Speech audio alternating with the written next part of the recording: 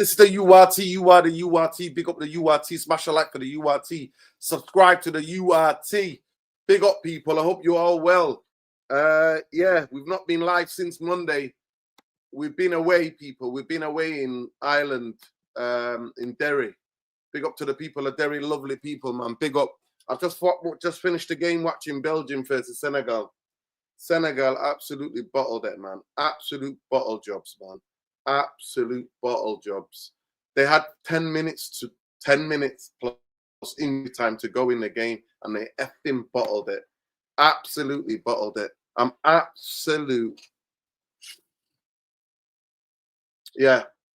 gutted. But listen, we've got a jam-packed show for you tonight. We're going to be talking about everything that is Manchester United. I mean, we're a club that is in this, if you think about what the transfer market is and all of the spin that's coming out of the football club, it's interesting. We're going to be talking about Fernanders with the club to walk away. Tonali also going again to Spurs. Apparently, some of the reports, some of the things that I'm being reading, Fernanders has gone because De Zerbi has persuaded him, and Spurs were willing to pay the money. We're going to be getting into that and more, people. So big up and love. Come on in. Let's get you in, people. I hope you're all well. Like I said, I was in Derry. Beautiful, absolutely beautiful people in Derry, in Ireland. Had the most amazing time. People were so amazing, learning about the history, the occupation, the brutality, what happened to the people, especially in Derry. So, yeah, had an amazing time, heard stories, and, yeah, it was powerful, really powerful. World Cup roundup. But, yeah, people, get in. But I'm absolutely gutted for Senegal, absolutely gutted for Senegal. Big up to Congo. Congo played well, I thought, today. England, Hurricanes, just quality. Can't really do anything about that. I just wish that the Congo had somebody like Harry Kane, but they don't have somebody like Harry Kane. But in terms of Manchester United, people, yeah, the club, I tried to spin this, and now we're getting a video from the captain, Bruno Fernandez, talking about we only want players who want to join Manchester United. Who want to join Manchester United? Who the F are Manchester United? A Wikipedia page. A club that's not challenged for a league title in the last 13, 14 years. A club that's not even did anything in terms of where we've been, in terms of the Champions League. But no, you are supposed to go and persuade players. Now, in my humble opinion, we were right. The club were right. You'd be shocked. I don't need any excuse to have a go at these vultures. But on this one with Fernandez, Manchester United could not have paid. I would have been pissed off if United paid 85 million for him. I would have been pissed off because he's not worth 85 million. For a relegated team, he's not worth 85 million. But there are aspects of it that I agree with you guys that, to me, proven quality you should pay for. You should pay the extra to get them in, to bridge the gap. But what are we doing here? What are we doing here? We're not that football club anymore. We're not dining at the top table anymore. We're not. Everything's managed expectation. Michael Carrick and whoever the next coach is will keep their job if they get Manchester United in the top four, season in, season out. If the next 5 to 6 years, Manchester United are in the Champions League every season, they're not asked about challenging for a league title. They're not asked about challenging for a Champions League. It's just about the money. That's what this football club has become. And majority of us have been brainwashed into thinking that, oh, that's too much wages. No. For me, Manchester United broke the transfer record for Wayne Rooney, top quality, generational talent. Rio Ferdinand, generational talent. Roy Keane at that moment, generational talent. So Manchester United have overpaid. Dimitar Berbatov, City could have got him. Manchester United were in for him. We got him for 30-something million. So at the end of the day, I don't mind paying for quality. Is Mateus Fernandez the top quality that Manchester United should have paid 85 million for? In my opinion, no. A big effing no. No chance. We're not paying for that because that kid, 6 months or 7 months, he's only played in that position. Deep line in midfield player. Nah, mate. No. Elliot Anderson, 100 million, I would have put that on the table because I think he's feeling is phenomenal. I believe that. That's my opinion. He's the only one that's worth any of that money. That's just me. But Manchester United have got to move now. And if Bournemouth were to say, Alex Scott's worth that, no, Manchester United should not pay. I know some of you are shocked. But I do believe that.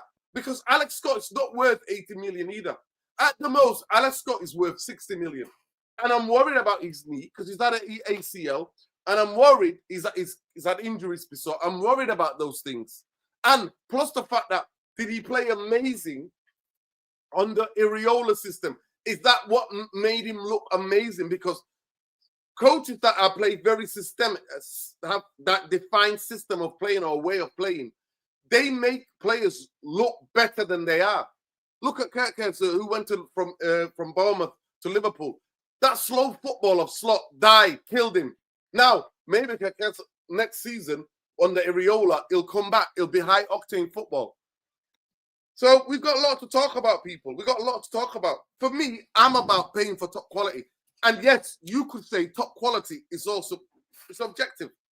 It's objective because what I think is top quality, majority of you in the chat will disagree and think that's not top quality. But the idea that now that you realize, some people have realized that this club, it's no longer that club, and we're losing players to Spurs who've only won one trophy in how many years? It's madness to me. We are that club. We are that club. We have been. And that's why people like me, or part of the people who want Ineos out and Glazers out, you're too negative.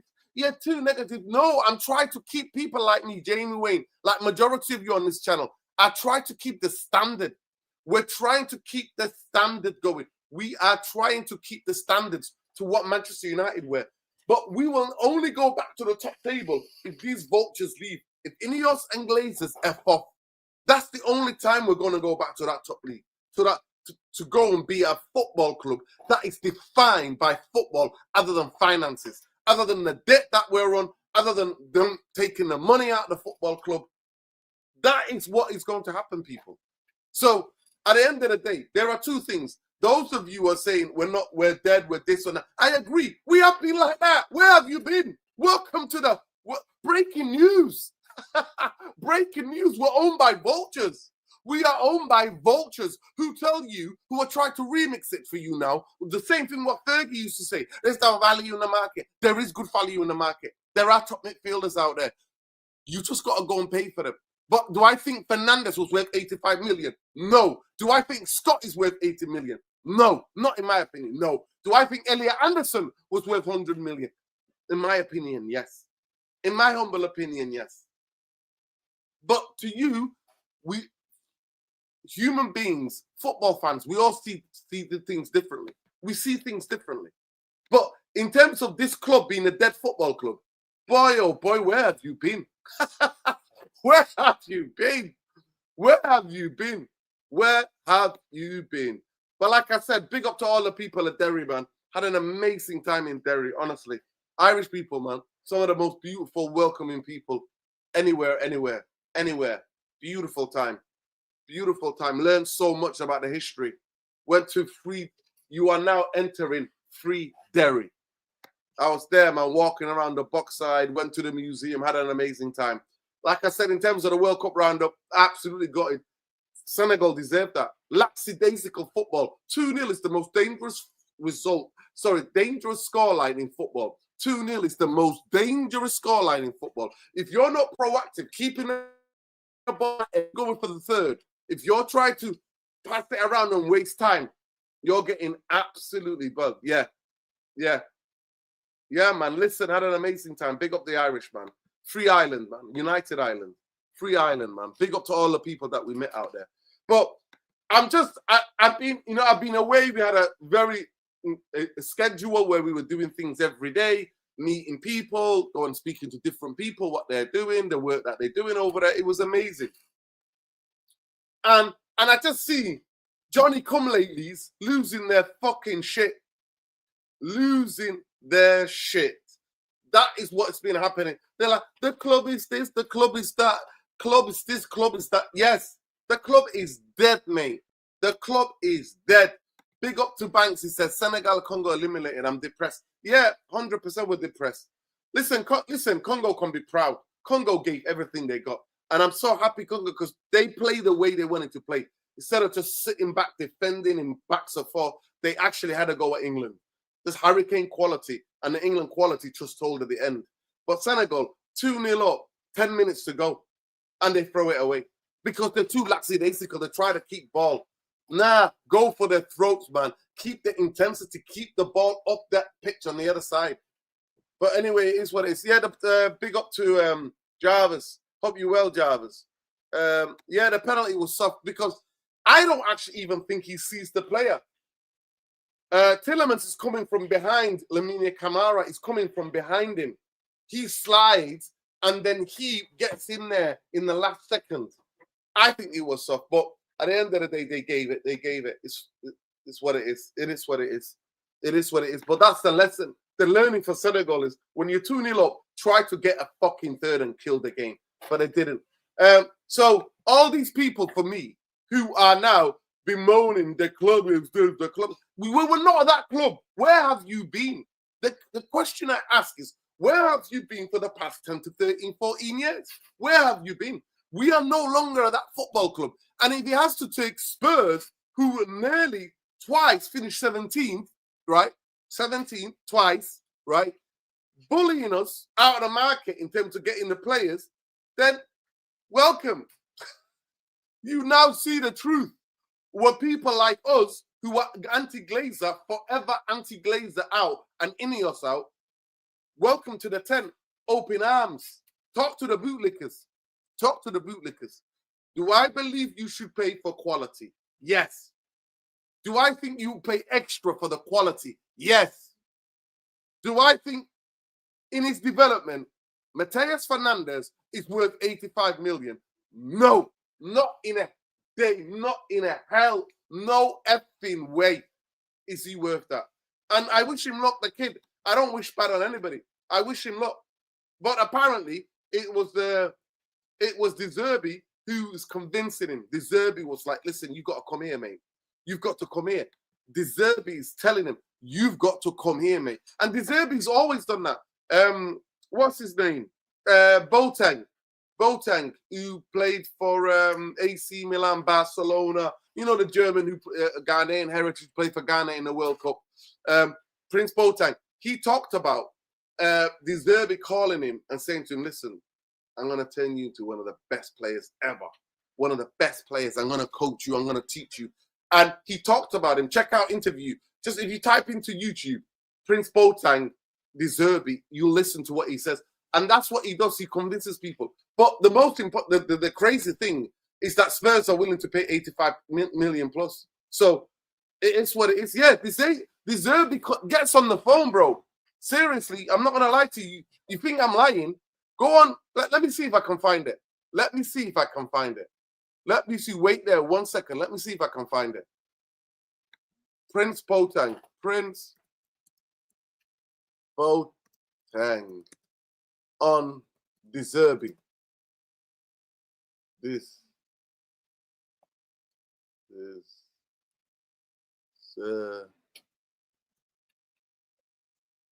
let me see if I can find the shots.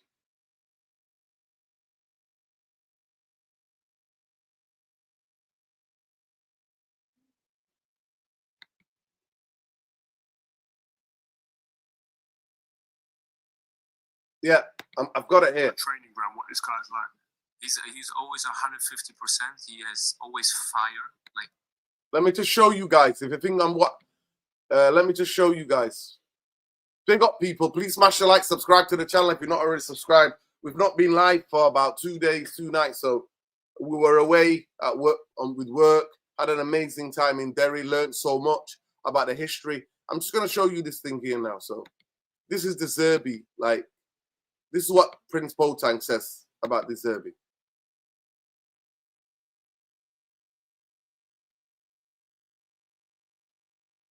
Listen to him. There's never a day where he doesn't want to work. Intense. He has fever. He comes. He's there, and he's the guy who talks the most, explains the most, and he wants from you 100% every day, every session, 100%. Don't joke around, don't laugh. There's no time for that. He said we can laugh before, we can laugh afterwards. Training is no laughing. Concentrate on the training ground. What this guy's like. Yeah. He's from England, you know, England training. Come on, hey, give me the ball, give me that. On the training ground, what this guy's like. Yeah. He's there.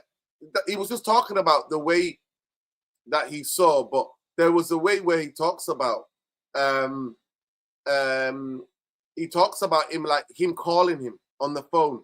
He talks about him calling him on the phone and then him talking to him and saying, listen, I'm going to turn you into this player.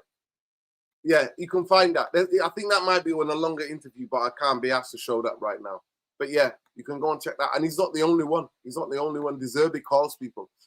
Big up a back. Random question. Your thoughts on Uruguay players' antics behavior with Bielsa this World Cup plus the hasty thoughts on 92 plus mil for Tonali. I think the Bielsa stuff has been going on for a very long time. I think that some of the players didn't buy into Bielsa. Bielsa is a maverick. He's a maverick coach, and you have to buy into him. You have to buy into him, and some of those players were not buying into him. Tonali was always going to be that expensive. It was always going to be 100 million. It was always going to be that. And Manchester United were never going to go near it. But apparently the agent is getting a hefty fee part of the deal. The agent. Do you remember when from nowhere, Tonali, we didn't hear anything about Tonali going anywhere. And in January, just gone, in the new year, he was linked with Arsenal from nowhere. And that was all agent driven. But I don't think he's worth 100 million either. Me personally, he's not. Some people absolutely rate him. Paul Scholes loved Tonali. Paul Scholes, I saw bare quotes from Paul Scholes talking about Tonali, saying Tonali, United must get Tonali. But at this moment in time, Fernanders and Tonali were not getting. So Elliot Anderson, for me, he was the number one target. And the club thought that he was the number one target. And we were chasing him for 9 minutes. And the club were briefing journalists, their minions, the Ben Jacobs, the Ornsteins, all these, Fabrizio Romano, all of these lot, the Manchester Evening News, so that shitbag of a racist newspaper, they were briefing all of them saying, Elliot Anderson. I mean, it's embarrassing. That's the bit all of you can have a go at the football club. The players don't come in because they're getting better wages and the selling club are getting a bit bigger transfer. That happens in football, right? That happens in football. What is embarrassing is to how the club briefs journalists to let the journalists know and say, yeah, we're in for that player. We're really close to that player. We're getting this, we're getting that. And then when we don't get the player, we only want players who want to come to Manchester United. We only want players who want to come to Manchester. What Manchester United? The Manchester United, that's a Wikipedia. Let's admit. This is the therapy channel, people. Here, we tell the truth. We tell the truth here.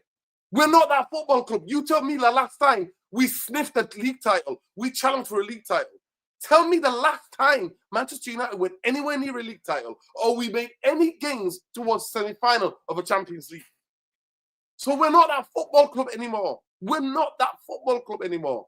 Yes, both Tonali and Fernanders are going because of the money, because the wages they're getting. And the selling clubs are asking for that amount of money. But Manchester United are not like Barcelona. Players beg Barcelona to come and join them. We're not Barcelona. Barcelona, every other year, they win a league. They go further into semi-finals, quarterfinals every year in the Champions League. So we're not that football club anymore. We're not that football club anymore, people. We're not. But I do believe on your side, you pay for quality. So if you're heartbroken that we're not getting Tonali, or we're not getting Tonali, and we're not getting Mateus Fernandez, I understand if you rate those players. I understand the pain you're feeling. If you rate those players, if you think those players are amazing, then I'm sorry. This is the football club you support. This is the football club you support. Yeah, this is the fact. We've shown that. Soon as we get into we spend money, we want out of the Champions League. That's been the same. It has been the same process. Literally the cycle of Manchester United is out of the Champions League, spend a lot of money. Into the Champions League, don't spend that much money. We got Ben. Ben, honestly, I would have called you, bro. we were running on a tight schedule. The program every day we were meeting people. Every day we were going to people. Went to the museum. You know, I already knew this history in it of Boxside. I've been there before. You know, but I was there on a leisure time, Halloween. But definitely Ireland is some place I'm gonna definitely go back to. And Derry, I love Derry. The people were amazing. Went last night. Had a 0 Guinness. You know, the 0 Guinness. You know, Yeah. But you know, I have Guinness with no alcohol in it. Because of the yeah, iron, 100%. you know? It's nice. Yeah, because of the iron. Yeah, it's really nice. And it was off the tap. It was off the the tap. off Yeah, the line. yeah, It was yeah, off the yeah, line, really. bro. Straight off the line, and it was amazing. And we heard some songs in the jig, those folk songs. It was amazing, man. It was amazing. Had an amazing time. Big up to you though, yeah. And they learned a lot. So that's why I couldn't go live. But I've seen the meltdown. Obviously, you're the first of all. How are you, first of all? I hope you're good. Sending love. Talk to us. Yeah, I'm all good, man. I'm glad you enjoyed your time, man. It's a beautiful city, man, Derry. I think it's very underrated. Obviously there's a split. It's a split town. It's not a majority town. Obviously the south side's full of Zionists, and then the central and north side is nationalists. So and also, like, you know, it wouldn't surprise me if you're around Derry and you've seen a couple of that state we don't mention, and there's a couple of Palestinian flags. Like, I'm sure you've seen a lot of Palestinian flags, man. So look, at the end of the day, I think majority of Derry is all love for, you know, for humanity, for people, you know, who are suffering with oppression out there in the world, man. But it's a brilliant time, man. It really, really is. I'd recommend anyone if you're going to Ireland sometime to go up to Derry. And do you know what it is, man? It's the whole coast. The coastal route is just beautiful, man. Like, forget about Derry for a sec. Like Portrush, you know, Portstewart, like Ballycastle. Like, some people are actually from the UK and from England and stuff. They all said their favorite place in the whole, like, UK is Ballycastle, which is like a 45-minute drive. Sorry, 30 to 40-minute drive from Derry. So it's just amazing, man. Like, some of the sceneries out there. Look, unfortunately, in these last 2 days, it's been torrential rain. But like down by me, it's been raining, but it's also been quite warm as well. So like I said to you, Nerdin, as well, that don't be surprised if 1 minute it'll be cloudy and warm, and then another minute it'll be torrential rain. It'll be raining like it'll be super like heavy rain. Like, so I'm just glad you really enjoyed yourself, man. Obviously, I seen the picture you seen. You're at the bog side, man. I've been at it as well, but honestly, people never ever forget one of the worst days in history. I would say in history, to be honest with you, where the Irish citizens took to the streets of Derry, demanding justice, and the police and the army, the British army as they are, shoot and kill innocent civilians for no reason at all. They just wanted peace. And yep, big up the Irish pit here. Yep, Bloody Sunday, people. Remember that Bloody Sunday. Horrible day. And this is the reason, if you know your history, people, there's a song that was written for Bloody Sunday.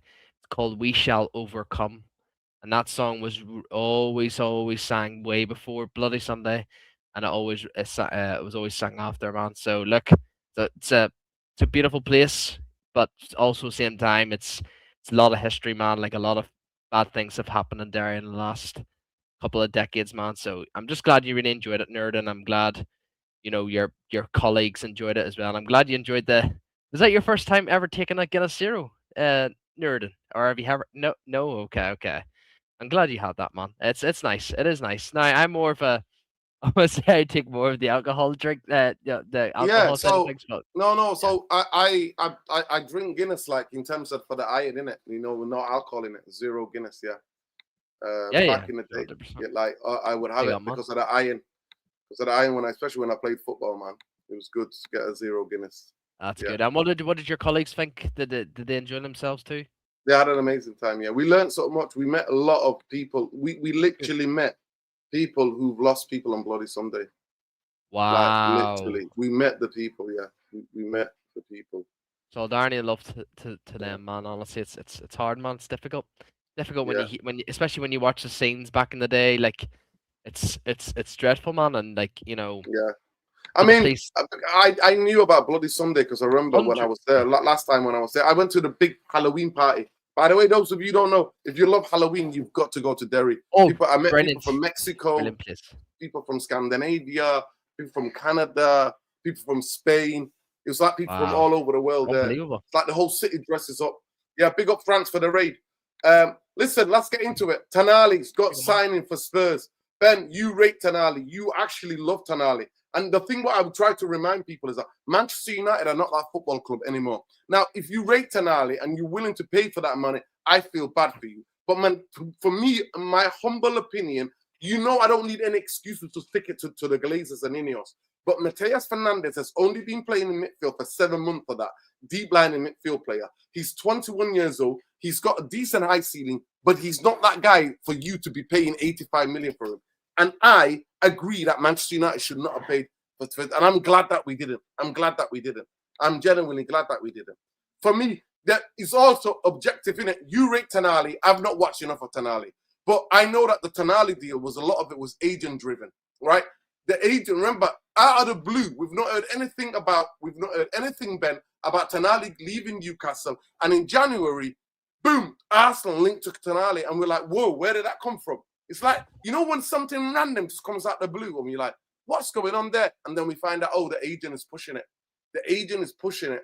And the agent's basically saying he wants a big fee to get Tonali out of Newcastle. And that's what's happening. But how are you feeling, first of all? For me, I'm relieved and I'm glad that the Fernandez saga has come to an end because I don't genuinely rate this guy for 85 million. The most I would have paid for him is 55 plus 5 million add-ons. So at the most 60. That's what I would have paid for him. But go on. Let me know what you think. I'm going to get some water. Go on. Yeah, big up, Mom. I can't lie. I'm just a bit shocked. I'm speechless. When we discussed about United's transfer signings coming up, I said Man United need to be getting at least one of the players, which is Anderson, Tchouameni, and Tonali. Anderson's away to City. Tonali's away to City. Big up Luana. No, but not. It's right. Tonali's away to Spurs. There's one more person left. It's Tchouameni. Luana, there's a loud background noise coming from your headset. I don't know where. It's super loud. Can you hear it too? Really? Yeah, it's very, very loud. Okay. I'll just come back. Yeah. Big up, man. Big up. All I gotta say is, so obviously we've seen Tonali go to Spurs, seen Anderson go to City. There's only one more player left, Tchouameni. And honestly, you lot in the comments, you lot around the world, whoever's watching this, yous better fucking pray with every fucking ounce of energy yous all have left for hoping and praying that Man United have a good season, man. I'm telling you right now, man. I'm fucking telling you right now. I don't give a fuck if Tottenham have spent 90 million, whatever it is. Fergie back in the day said, Roy Keane, I don't want you to go to Blackburn. I want you to come to us. Come to me. Come to us. We're the biggest club in the world. Come to us. And yes, if Newcastle say no, 90 million or nothing. No, then if Tonali wanted to come to Man United, right? And he did. I actually do believe there is a proportion that Tonali and Anderson wanted to come to Man United. But you know what the issue is? It's because we've got owners, we've got fucking delusional pricks who don't have a fucking Scooby-Doo what they're doing with their job. They don't have any balls. They don't have a fucking CV. They don't have a fucking CV on what they do. They should have went to say tell Newcastle, tell Nottingham Forest, look, 60, 65 million, 70 million, 80 million, whatever it is, that's our final bid. Take it or leave it. And what Anderson and Tonali should have done, if they bidded, because they didn't bid anything because they were too broke. If they did that, then I will literally bet literally I don't know, so much money. I literally bet so much money that fucking Tonali and Anderson will come to Man United, man. And you know what? See all you bastards saying about fucking, it's too expensive. We need to move on to players who want to come to Man United. No, No, no, no. You lot are just. Do you know what it is, man? Do you know what really, really pisses me off? You lot had the fucking the audacity to go after Ten Hag inners, Amorim inners, Ole Gunnar Solskjaer inners, Jose Mourinho inners. But you know what? It's fucking your turn now. All you Ineos inners, man. All you Ineos inners. And you know what, man? I, you know, one thing I hate about fucking Amorim is Ten Hag was his fucking tactics. I fucking hated it. But one thing I always understood about Amorim and stuff, in terms of his, like, when he said we need to suffer, I was like, that was music to my fucking ears. And people can say you just want the club to fail. Well, if these bastards are still at my club, they're literally cancerous fuckers, bro. Racist fuckers, Zionist pricks. They're Zionist pricks. They're vile human beings at our football club. We're supporting a Zionist football club, people. And I will always keep repeating this, bro. Yes, I love the club. I love my fucking club to the death, man. But honestly, bro, I just want to see justice, and I'm not seeing any justice from this fucking fan base, bro. Because if this happened in any other fan base, it has, by the way. Look what Spurs have just done. Spurs have just got rid of what do you call him? My man. What do you call? For fuck's sake, you know the fucking guy I'm on about. They got rid of their chief executive. Levy. They got rid of Levy. They got rid of Levy, and look what they're doing. Look what they're doing. They're acting. Yes, say whatever you want about the price tag. Say whatever the fuck you want about the price tag. But they're acting as a big club. They want to be competing. They want to make statement fucking signings. So if I'm seeing Man United buy Sangare and fucking Lamine Camara or fucking Alex Scott. So say if we get Alex Scott and Sangare, that's not good enough. That's not good enough. Because other clubs are going to be saying, nah, these are fucking dead meat, bro. They're fucking shite, man. Nah. But if they seen a Tchouamemi and an Alex Scott, Tchouameni saying, oh, hold on, folks, hold on. These all have a fucking serious sign-in here. Because this man's won everything. Same with Tonali as well. Tonali's done fucking so well for AC Milan, and people don't understand how good Tonali keeps that midfield, like, you know, positionally wise, like in that formation they play. He is the key element for Eddie Howe's system in that midfield three. Same with Anderson as well. Yes, obviously he's been playing a wee bit off in the World Cup, but I still believe there's a fucking player in there, man. And do you know what, bro? Say whatever you want to say about me, my take on Tonali, my take on Elliot Anderson. I'm just the bottom line is because people kind of find it under. Who are you gutted more about then? Are you gutted about Manchester United not getting Tonali or Fernanders? Do you know what it is, nerd? And see, Mateus Fernandez. Mateus Fernandez is more so. Okay, that's happened. I'm not really too fussed on Fernandez because West Ham were taking the fucking piss. But you just asked me a good question, Erden. Who am I more pissed off about? Us. I'm more pissed off about us. Like, us as a fan base. Because you lot had go after every fucking manager inner. Manager sexual. Manager this, manager that. Player sexual, player this, player that. Why don't we go after fucking Ineos sexuals? We need to go after Ineos sexuals, bro. Do you know what it is, bro? See every army out there, man. Like, you know, all because they're every fucking. There always is a player army, like the Bruno Fernandes army. There's also a fucking manager army, the Ten Hag army, the Ruben Amorim army. See the Ineos army? They're the fucking biggest army, and I want to go after them, man. I'm targeting each and every single one of them, and I know who they are. I'm not gonna say names because I fucking know who you are. Because you lot talk some bare shite, man. Absolute shite. And honestly, bro, the fact that I'm hearing that, you know, I'm seeing people say, fair play, Tottenham, fair play, let's move on. Bro, when I hear that, man, it just makes me so fucking mad because instead of saying fair play, Tottenham, fair enough, why don't you say, what the fuck are you doing, Ineos? What the fuck are you doing? Do your fucking job. And yeah, I know a lot of people are going to say we want players that want to come to Man United. We want this, we want that. I'm sorry, that's not how the modern day fucking football day works, man.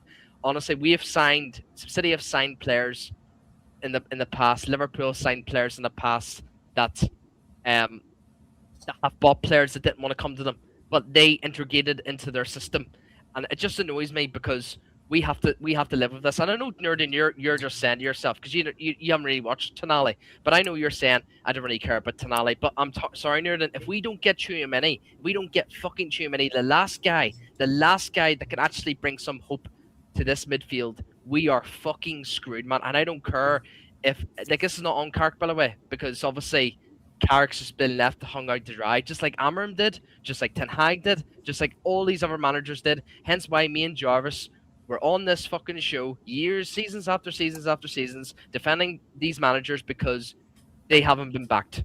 They haven't been backed. And my final take before Luani and Jarvis come in, we all said last season that Man United need to be buying Premier League proven players and statement signings from the Premier League. We signed Cunha, we signed Mbeumo. They're statement signings because they got the most goals and they got decent assist record. What have we done this season? We've just signed Ederson. Who the fuck's Ederson, man? Like, he's coming from a Serie A league. Yes, I might be being a wee bit too harsh to him, but he hasn't done enough to like inspire me to actually, like him in a way, because I don't really like his sort of style. What I want is just the same application what we did with Brian Mbeumo and Cunha to be added on to the likes of Elliot Anderson, Tonali, Scott, Tchouameni, because them players there I've just mentioned, they have something in them. They're footballers. And right now we're just not buying any footballers. And do you want, Nerd, you can say whatever you want about if this is a bad take, and Jarvis and Luani, feel free in the chat as well. If we go and buy Sangari and Scott as our next two midfielders, that's a shocking, abysmal fucking midfield take. Because you know why? You're setting Sangari up the field, you're setting Ederson up the field, and you're setting Alex Scott up the field. Why? Because you got no experience. You got no one to say to Sangari and to Scott, listen, I'm the fucking guy. Just like Casemiro was, just like Nemanja Matic was, just like Herrera was. Like, they all knew what they had to do. So, final message, just you lot out there, those NEOS bootlickers, they can fucking hold that, man. And honestly, I'll be literally coming on every show and calling you out even further, man, because this is on NEOS, man. But yeah, big up Luani, big up Jarvis, man. Good seeing you both. Yeah, big up to both of you, man. Big up to Luani, big up to Jarvis. Thank you for joining us. Big up to you guys. Not chopped it up with you for a couple of days. Last time we were live, we were in Ireland. We had an amazing time, learned a lot. Big up to Luani. Luani, Yes, sir. I am grateful that the saga is over. That the saga, the Fernanders saga is over. I'm really, really glad of that. Are you glad of that? Or do you think that Manchester United should have paid the money to get him? Can you hear me very well? Yeah. Nice. There's a really bit of noise around, really bad noise in the back. But carry on. Let's see if we can do it. Okay. I'm a bit confused because I don't know which one is worse. Our Africans team ability to choke or the Manchester United transfer strategy. I don't know which one.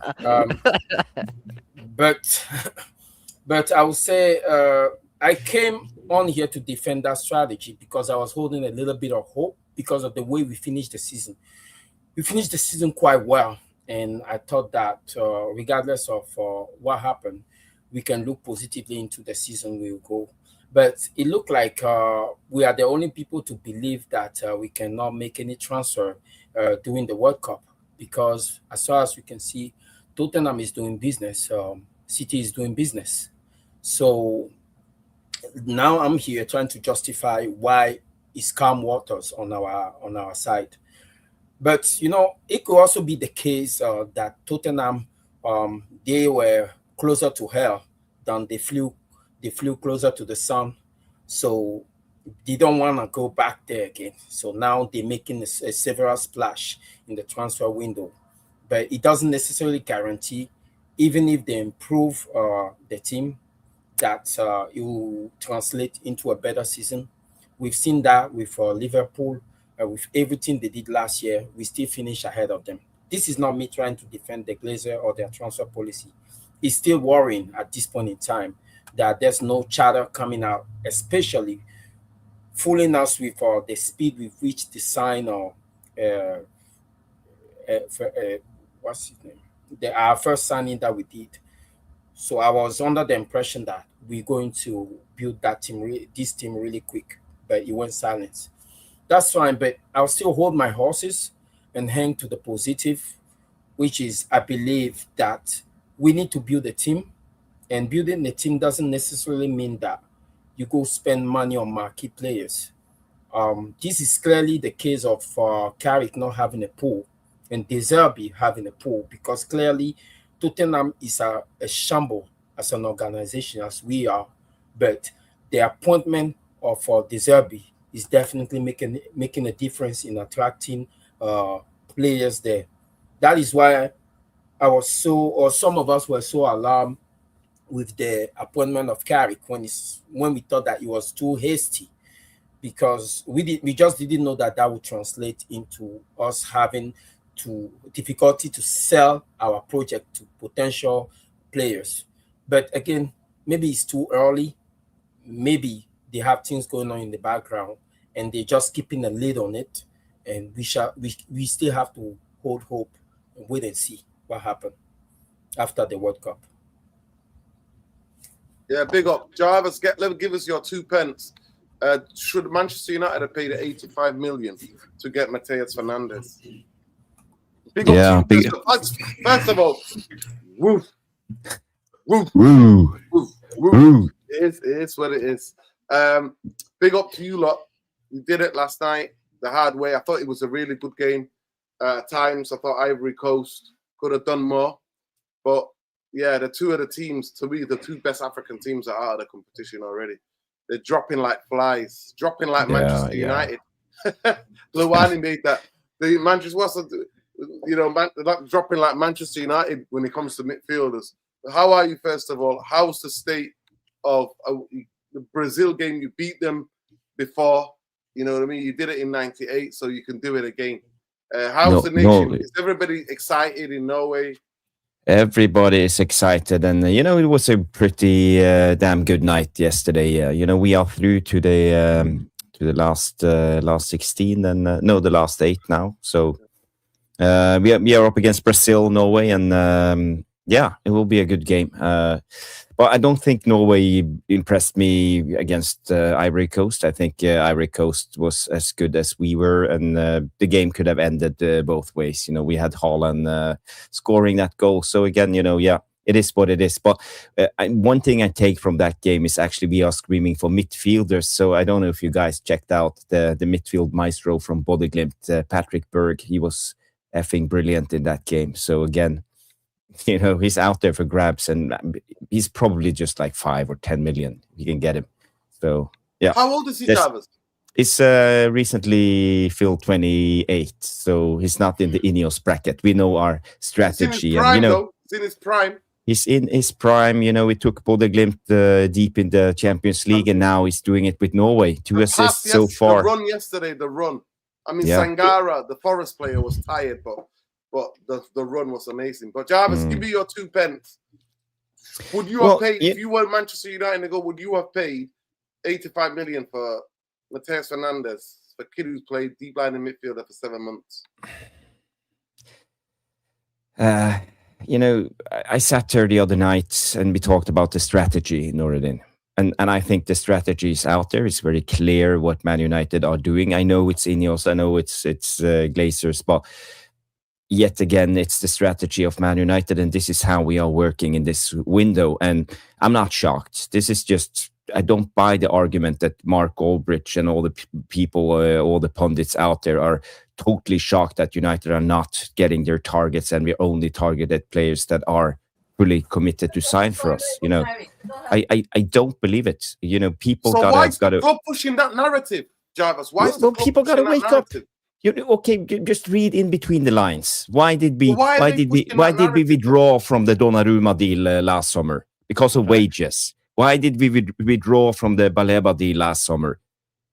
We don't want to pay up the money. Why did we withdraw from the Semenyo deal in January? People got to wake up. We have said so many times, we're not overpaying, we're not spending. It's about getting the wage budget into a reasonable amount, so we will make money and will be strong again in the market. So this is Ineos' plan. Berada's plan. This is in between seasons. They have no ambitions of winning anything. It's just about getting the ship steadied in a way. And we as fans, we can sit there and say, yeah, challenging for the league next season. And even Berada himself said they're winning the league in 2028. I don't buy that, Jarvis. But it's just blowing hot air up our anymore. ass. What do you think? We're not that club. We're not that club. We're not that club anymore. We're not. So no, it's not. It's not about Ineos got me, Irishaban. It's not about. I'm just explaining what I see. I'm just explaining the strategy, and if there's no doubt, there shouldn't be no doubt about our strategy. So none of us should be shocked by this happening in front of our eyes right now. This has been clear as day for long, since last summer, and the signings we got last summer, Cunha and Bumu, who he waited for 8-9 weeks. Sesko, he rejected Newcastle with a higher offer just to come to Man United. Senny Lamens, this is how we operate. This is our strategy. So for us as fans being shocked that we are not going into bidding wars for players who are not fully committed to come to Man United, that's illusional. Why breathe? But Jarvis, if that's the truth, why did they brief their minions in the newspaper saying that Manchester United offered 70 and 15 million plus? They want to show to the world that they are active and trying in the window. It's just PR spin. United never put a bid in. We know that they never put a bid in. Yes. It's just bullshit. And if you understand all the reports. So for me, no, guys, you got to realize Man United are not competing in this summer transfer window. In January, we didn't sign anyone, and we come out with the PR statement saying this next summer going to be big, guys. It's going to be big. It's not. It's not. So it's going to be big because we are going to get players in, but we are only getting players in that are fully committed, and we're not willing to go into a bidding war, and we have a wage limit, a wage roof in our club right now. And is it enough to compete against the Manchester Cities, Arsenals, Liverpool, Spurs? No, that's the truth. If we come in third, fourth next season, I think that's a win for Ineos. I think they will be super happy, and that's because this is an in-between season. We have no ambitions at the moment, other than getting the books straight. Because you know what? We are building a stadium. That's why. So it's just how I feel, and I'm not going to sit here and be dumbfounded and shocked because Man United do this. It's been clear as day. So yeah, and the devil's advocate. Listen, fair play. Listen, like I said to you, that's why we get targeted in this channel, because we tell the truth about what's going on. It's a therapy channel. At this moment in time, our recent history is that we're a Wikipedia. We won in 2013. Last time we won a Premier League. Yep. Out of the top 5, I think, other than Spurs, we're the longest without winning a league now, because Arsenal have just won a league. Chelsea has won league and one. Liverpool have won league. Man City have won one league and those. Do you know what I mean? Like, what are we doing here?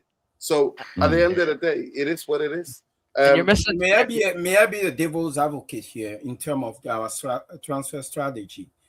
We know that this new board have to overcome some hurdles that the previous board left for them, and part of that is also bringing the wage structure under control. We know that we've not been good at business, so maybe setting the new tone for keeping the wage structure under control has something that they learned from the previous board, because there are so many players left because of what contract, the amount that we signed them on, that we cannot get rid of them. We're talking Marcus Rashford, we talk about Jadon Sancho, those situations like that. We cannot go back that route. So if we keep signing marquee player and bringing them for higher wages, again, we don't know what's being said in negotiation between those players and the board. Maybe the board have an objective, like you say, Jarvis, to keep it the wage on the limit, and then also keeping the how much we spend. But it's not about, we are not being competable. We're not competing with other clubs. Manchester City's wage budget is over 500 millions, but that's including all their staff. So let's just cut off 100 million and just focus on the players. So it's about 400 million pounds. Our wage budget is not even half. It's less than 200 millions. I think it's 190 or 185 millions. And how are we supposed to compete with Manchester City with less than half in the wage budget? The average wage on a City player is 250, 300 something. You know, it's madness. That's why players here we go have there a because they wage pay the wages. Because they pay the wages and they compete. The higher the wage, the more the team finishes higher. By the way, that's usually what the metric is. The more you're competitive, challenging for big trophies, the more, because if you strategically choose players, for me, Jarvis, the difference between maybe me and maybe different people is that but if your club try to get back to the top, you pay for quality, you pay the wages, and then you create the environment and the place where those players can thrive. The environment and atmosphere, where those players can thrive. But we have a toxic atmosphere because our owners were a club in debt, we're 1.3 billion pounds in debt. Nobody will ever ask Ratcliffe. In all these mini interviews that he does, nobody asks what you're doing with about the debt. Nobody asks the Glazers what they're doing about the debt. All it is backslapping and absolutely people who are absolutely bootlickers, journalists and fan base who are bootlickers to how they're running the football club. For me, I explained before all you guys have come on. If, let's say, Michael Carrick is here for the next 5 years, if he keeps Manchester United in the Champions League in the next 5 years, they don't give a damn about winning leagues. They will not give a damn about challenging for Champions League. It's about the Champions League money. That's what it's been. And we're back to, whether it's Ineos or whether it's Glazers, we are back to square one in terms of when we're out of the Champions League, spend money. When we get back into the Champions League, don't spend money. Yeah, we're the only club that is hardly ever competitive. Look at Manchester City. They're going aggressive. They're going aggressive in this window. In the past 2 January transfers and the 2 summers, they have overhauled their squad. They have completely overhauled their squad. So this is what we are. This is what we are. So for me, it's a reality check for those fans who didn't know what club they support, because the PR is too much, Jarvis. And this is what this channel is set up for, to point out the bullshit PR. The bullshit PR is there for everybody to see.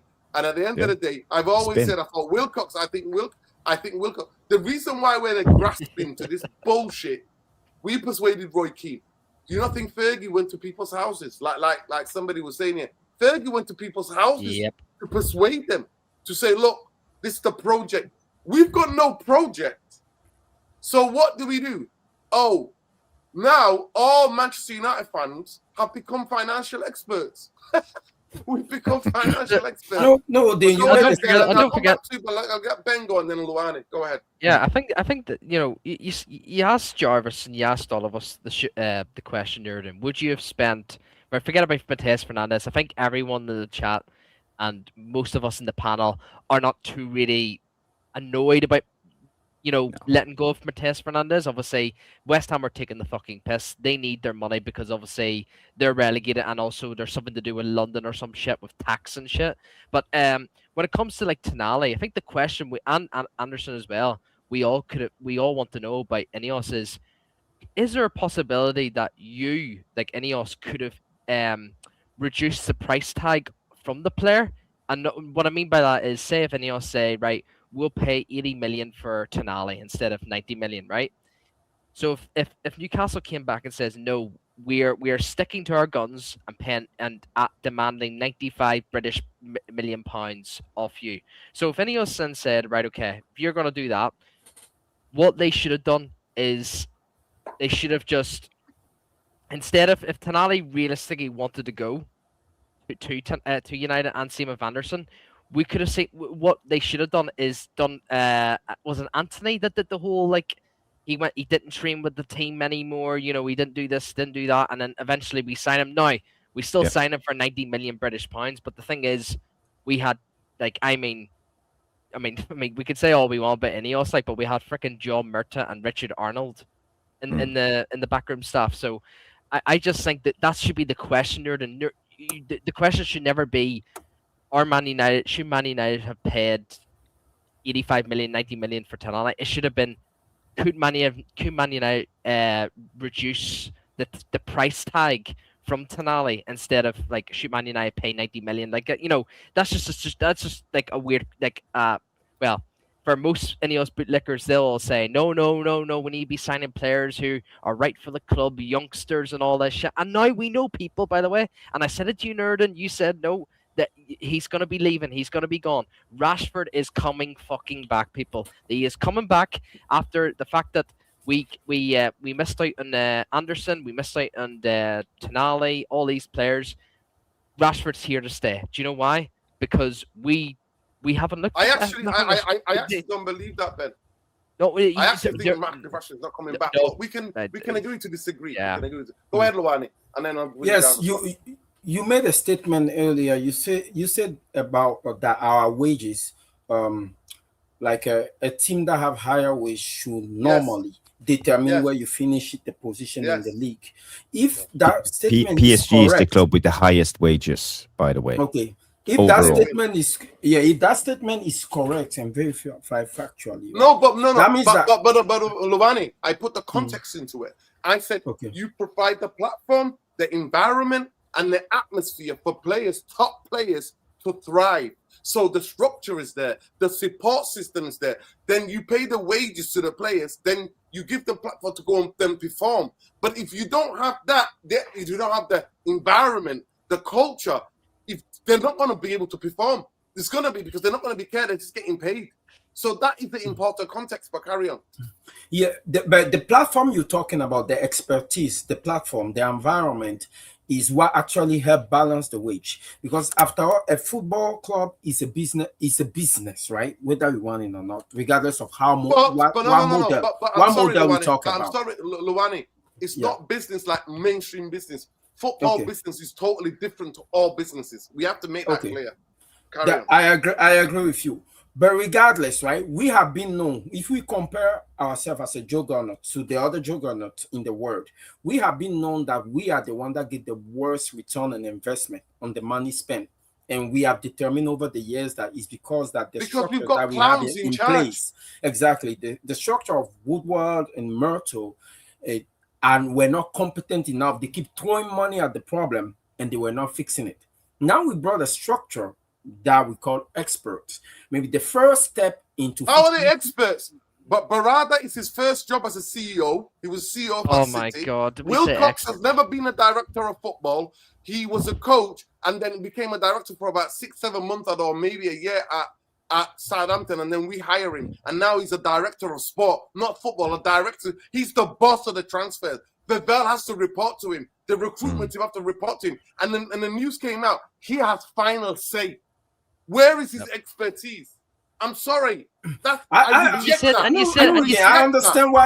understand why you're saying when you come to Berada and his expertise, but Berada doesn't rule by and Wilcox. It's very clear that Berada will take advice from the people. He when he comes to the football team, he'll have to rely on the recommendation of people that are below him that know better than him.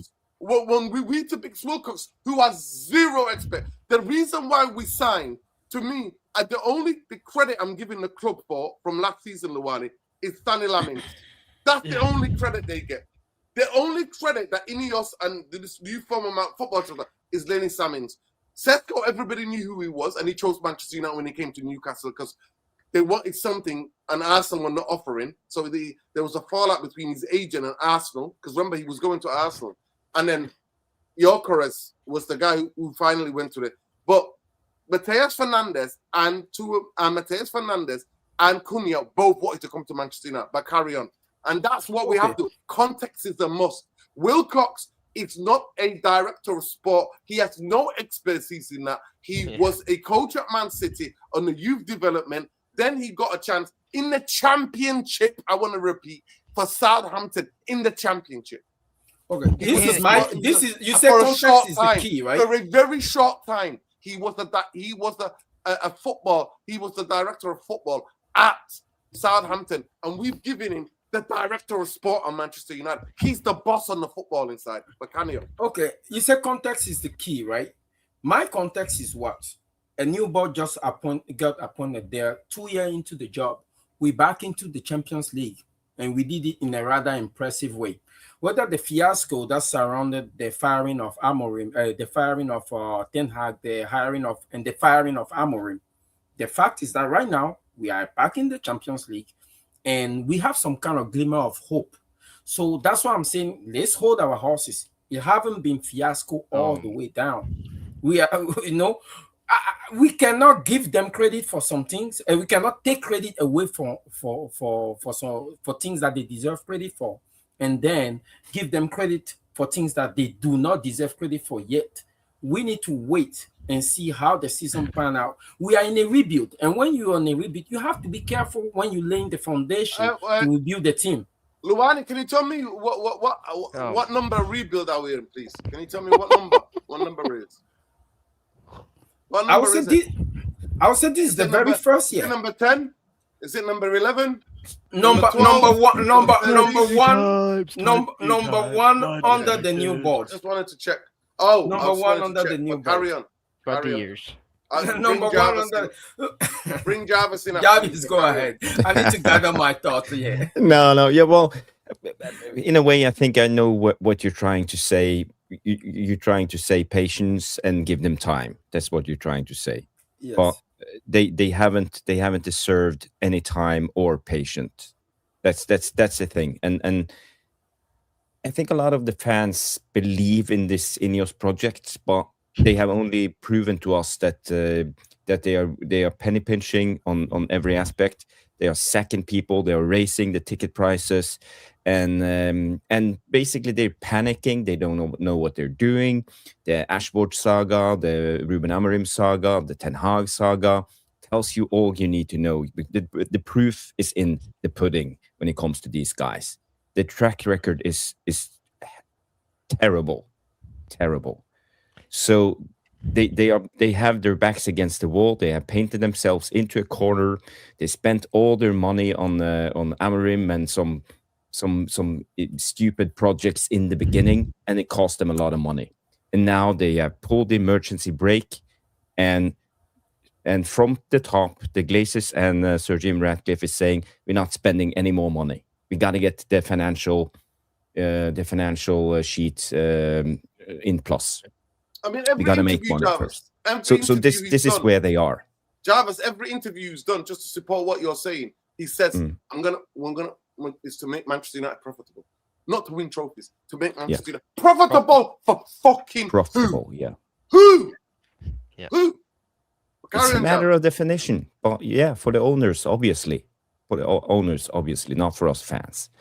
And so don't expect too much this summer.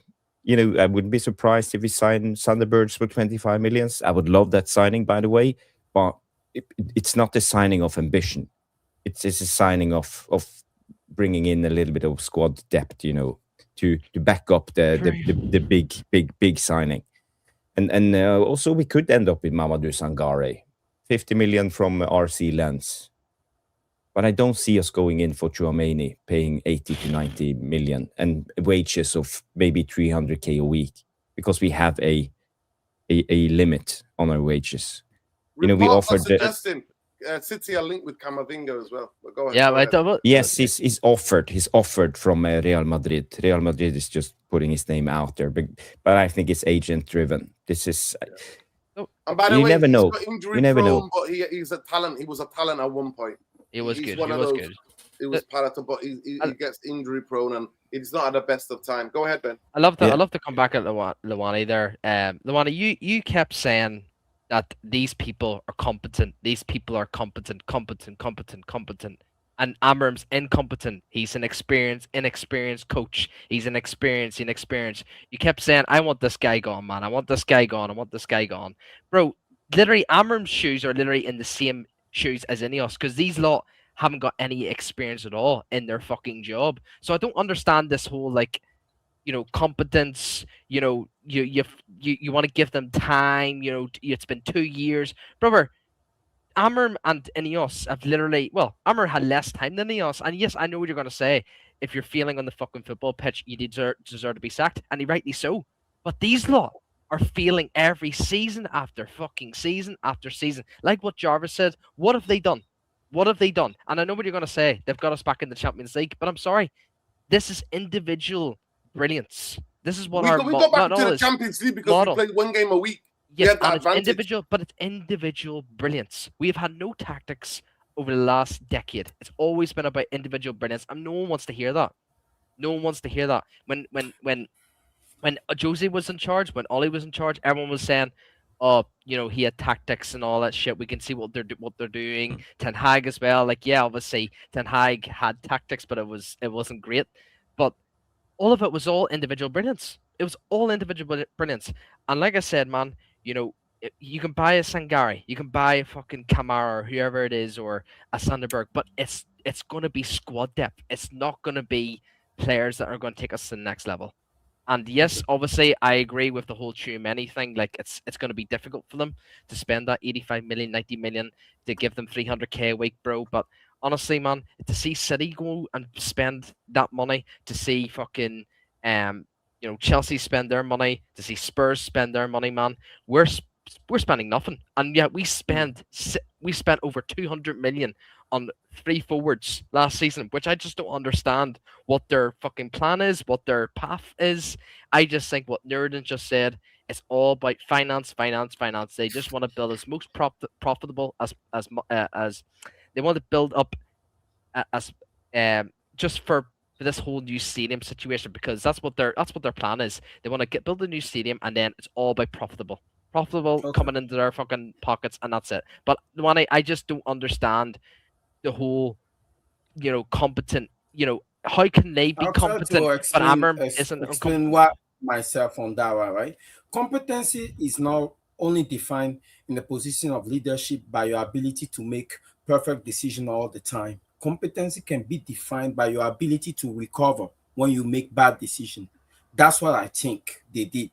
If you start the whole fiasco by the appointment of Ten Hag, he's sacking. The appointment of Amorim, he's sacking. Finishing in the Premier League after finishing 15, almost close to relegation a season ago. Now we are in the Champions League. I mean, for me, that's a pretty good recovery, if you ask me, right? So if you want me to judge, I'm not talking about Ineos. I'm not talking about Radcliffe. I'm talking about the people that I know have a body of work that are working right below Berada. I'm not even talking about Berada, right? Because those are the people that are responsible for the football that we see on the pitch immediately. So that's why I say, until proven, I know their body of work, until proven otherwise, give it a little time to see what they can do. The time spent is too short to judge them. Now, when it comes to the issue of the owners wanting profitability versus what we want for the club, which is success, why are we always talking as if both things are mutually exclusive? They're not. You can achieve profitability and still be successful on the pitch. One can spur the other one. Just because you're successful on the pitch can make you profitable. Obviously, that's the language that our owners need to understand. But we know that they're trying to squeeze the profitability out of the team without worrying about the product on the pitch. When we kind of lose hope when we think about it that way. But I rather, because we don't have any other means to pry the club out of their hand, I rather pin my hope on the fact that they have appointed people that are competent on the structure that are above the manager for once, which is Vivel and Wilcox. That's just where my hope is, actually. Yeah. Let's comment, man. It's just but Luani, just so that you know, Vivel doesn't have final say. He doesn't decide anything. Let me just come back. What he can only do is suggest. Go ahead, Ben, and then I'll go. I just like to come back to Luani there. You said that they're like, I reckon, Luani, if we didn't finish in the Champions League, let's say we finished 7th or 6th, which is still an improvement from 15th, you would have still, say, right, let's give them the benefit of the doubt. It's been 2 years, but at the same time, so why? My question is to you, because before Amram got sacked, we were only 4 points off top 4. Why didn't you not have the same energy for Amram than what you do with the people that you claim? Because the thing is, yeah, you can say about the people below Barada and Wilcox and all this shit, like the scouts, should we say. But Barada and Wilcox and Vivell, they appoint the scouts, not Man United. Barada and Wilcox and these people, they appoint them. So why should we, allow them to have a chance, to be proven, or, obviously that whole fucking thing you said, and, all that shit. Why do you think they deserve that? Yes, I know what you're going to say. Amarim finished 15th. It was shocking. It was abysmal. But what you're doing is you're basically, how I see it from your view, let's say Amarim this is how I see it. Amarim's basically Ineos because they're failing every fucking season. But yet you're still holding on to these people that we know that aren't capable of producing to getting Man United over the line. That's my comeback with you. What do you think? Fair point. Fair point, right? Fair point. Context is always key, like Noordin say. Let's look at the context that surrounded the appointment of Amorim. This was an executive decision, and always an executive decision made by Berada. And when I was making my point, you'll notice that I left him out of the competency ladder. I said the only two people I trust are the football people that are right below him. Anything above them, I don't trust, because you guys are proving to me that Berada is not the football guy.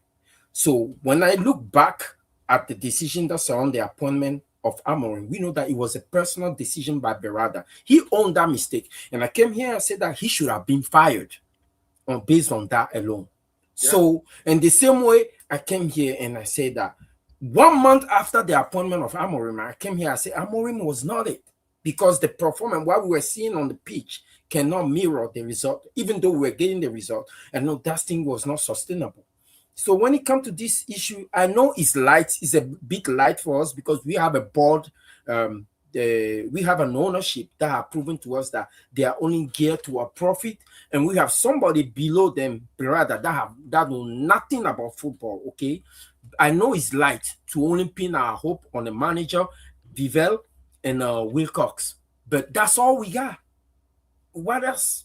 If not for that, I'm going to be depressed. I don't want to be depressed for another season. Listen, big up. He says, let the bro with the cap speak. He's making sense. Well, there you go. You got a fan. Big up. Jarvis, please Opinions. come in. Where do we go from here? Where do this football club go from here? How can, in terms of the transfer window, Sanderberg,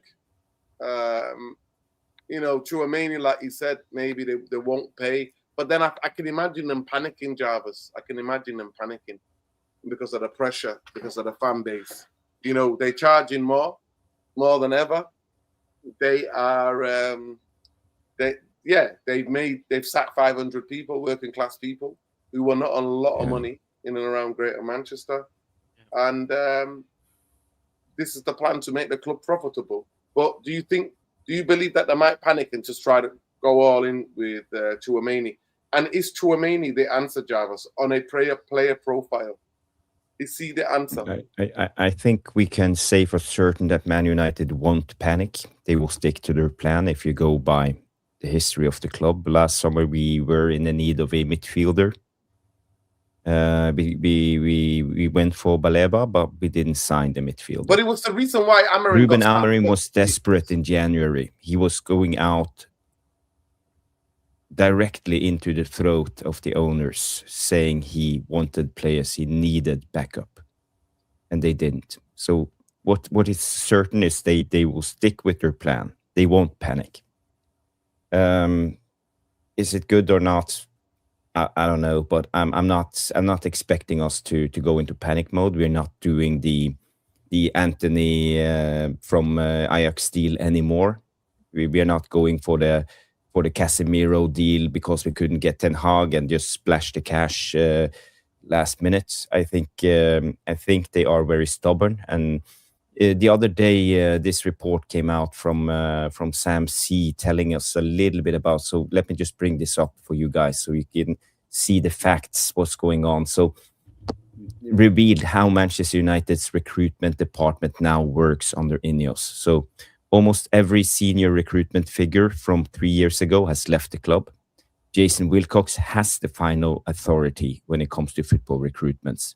Christophe Vivell leads the player identification and the targets assessment, and Matt Hargreaves, the guy who came in from Adidas, has become the key figure in negotiations. Yeah. So this is how we are set up. But I will just make one thing clear. We know that when it comes to signing off the checks, if Wilcox says, yes, I want this player, he will have to go to Berada and ask for the money. And Berada has to go to Sir Jim and Joe Glazer. Those two are the guys who's sitting on the money. And every time we want, that's why United never acts swiftly in the market. It has to be signed off at the executive level from the Glazers' office, New York Stock Exchange. Someone has to sign off. So that's why we can't move in the market. We can get in a bid.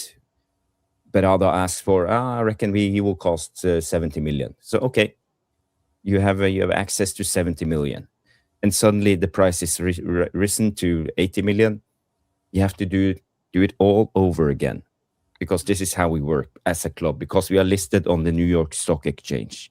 We don't have owners like City or PSG who sit on the biggest money bag of all time. You know, they just throw money at the recruitment team. This is not how Man United works.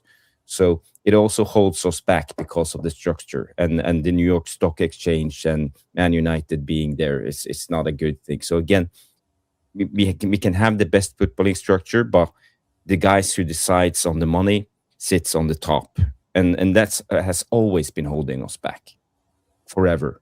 So no, I can't see us going into panic mode, but I know there are some good deals. You know, when it comes to football, it's never scarcity. There's always talents out there. And there's so many footballers out there. As you guys mentioned, Sanderberg, Sangare, Manu Kone. Also a guy we haven't been linked to, Anton Stach, the midfielder of Leeds. I think is brilliant. He could come in. We have Enmensha, the guy from Borussia Dortmund, who's been mentioned. And also I saw, the craziest guy on Twitter, Indicalia, came out and say we have made an offer for Alex Scott of 55 or 60 million or something, but it was rejected. So I don't believe we are going for Alex Scott. I think that's just bullshit, to be honest. I'm a bit confused. I have a question for you, Jarvis. Like, you said that the way we move is that the money, the permission, the identification of the player and how much we need to spend on him goes from the bottom. It goes from the bottom to the top, right? So if that's the way we move, why do we have a transfer budget? Because I thought that the order come from the top. The money that we have to spend, Jim Ratcliffe is the boss. He will say that, hey, based on our financial, we did a meeting at the top level. This is how much our banks have guaranteed us that we can spend on the transfer budget. And the message will pass all the way down to Berada and his team, all the way to carrick. So from that point, we know how much we have. The notion of accountability will just come from Sir Jim Ratcliffe. Say, hey, I put this money at your disposal to build the team. Just spend it wisely. Of course, if that money is not spent wisely, he has the right to come back. It's his money. He has the right to come back and demand accountability. But I just don't think that it goes like one drop at a time. They identify a player. No, I get what you're saying, and you're asking, do we have a budget? And yes, we do. But historically, we know that Joe Glazer has always had an input when it comes to significant footballing decisions. Like major high value signings, and the same goes now for Ineos and Sir Jim Ratcliffe. The budget is one thing, but we know the budget has changed this season because of inflation. The Anderson deal put a hell of an inflation into the market, 20% raise on all the players. Now a 50 to 60 million player is an 80 to 90 million player. That's the inflation.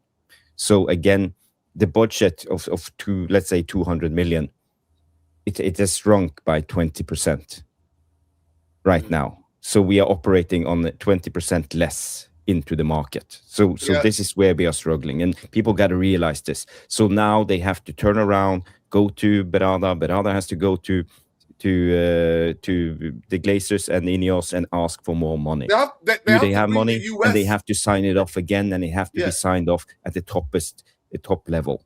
It's not even that, Jarvis. We have to wait sometimes for Joe Glazer to wake up.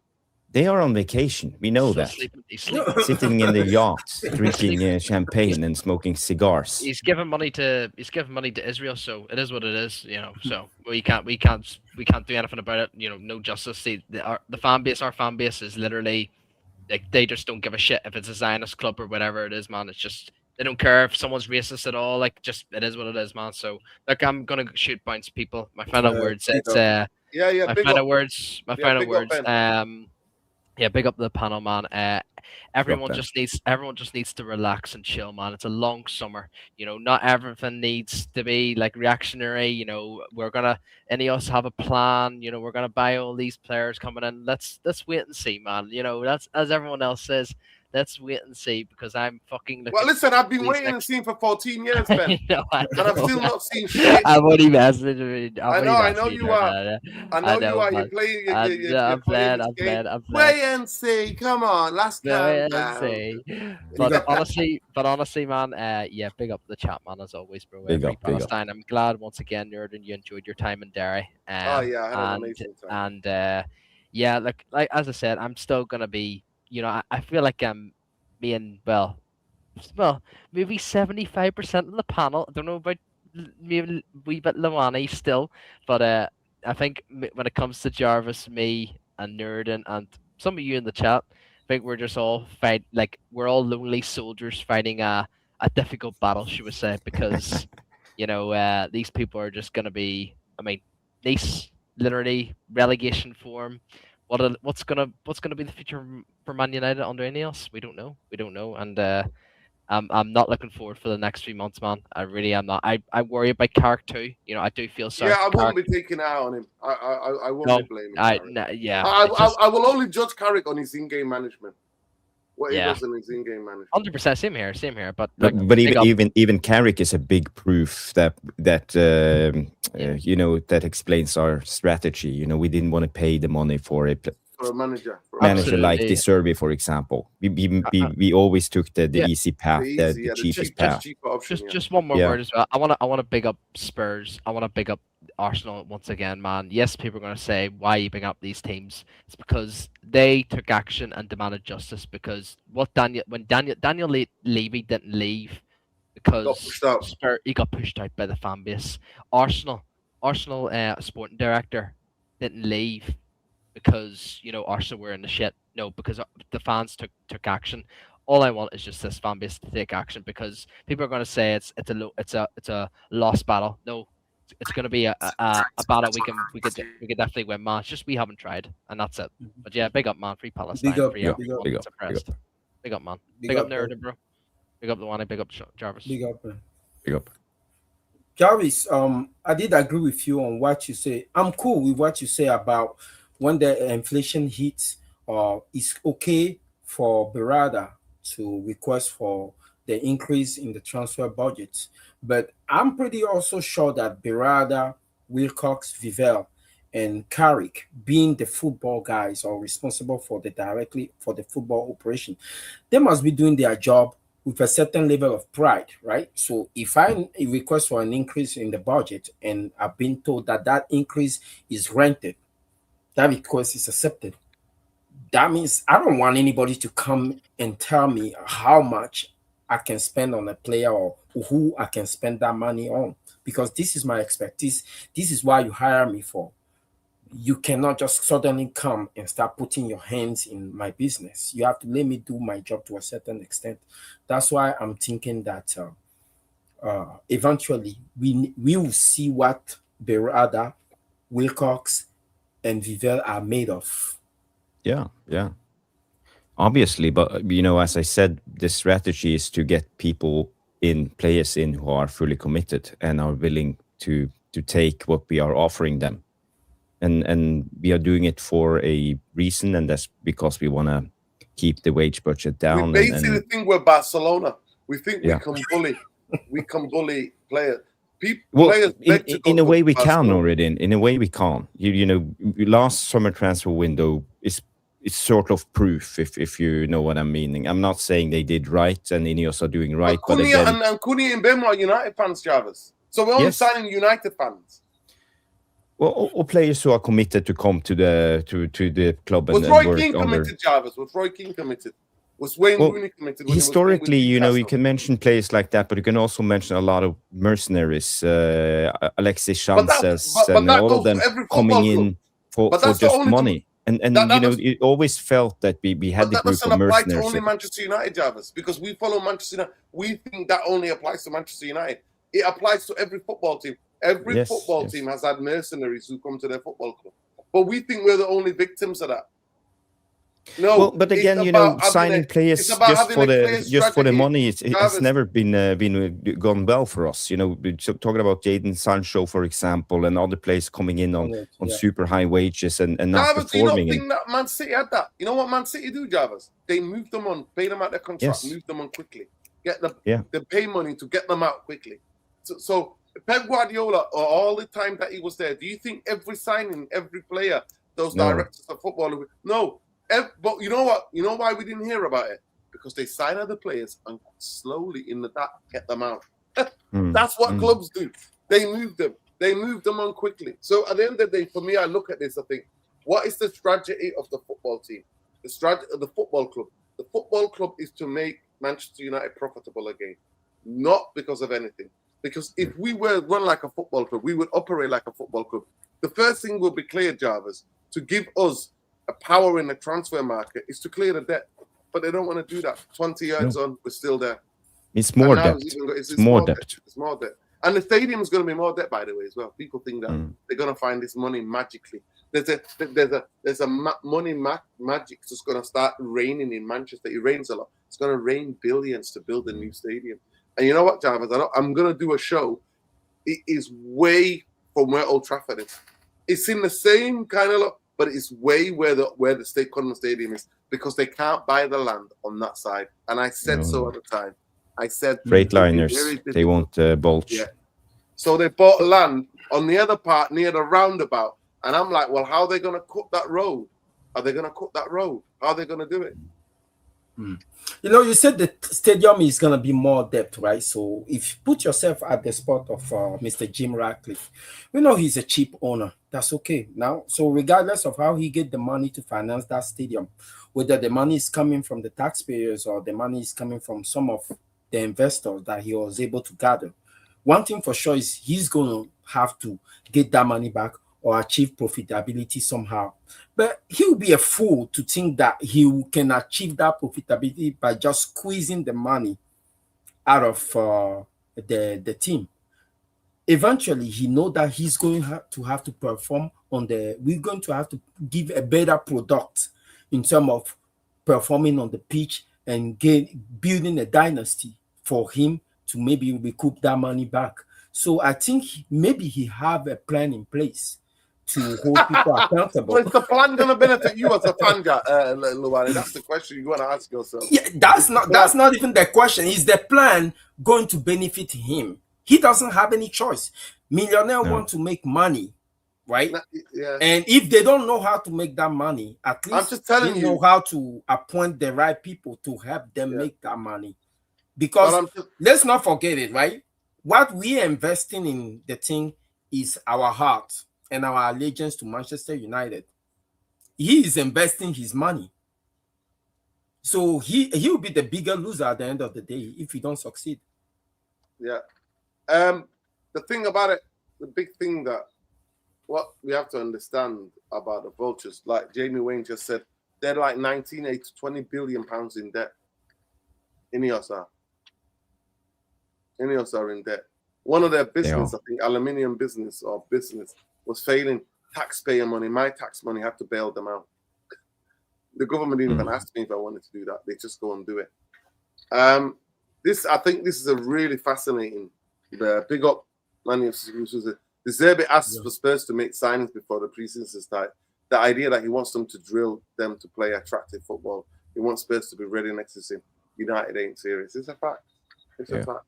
Yeah. It's a fact. The biggest thing a club like Spurs have gone out there and actually sorted their midfield out before Manchester United. And this summer was all about the midfield. Remember in January, he kept telling us, the summer, the window, the summer. Honestly, keeps repeating, Manchester United are going to be the busiest in the summer. It's going to be several players coming.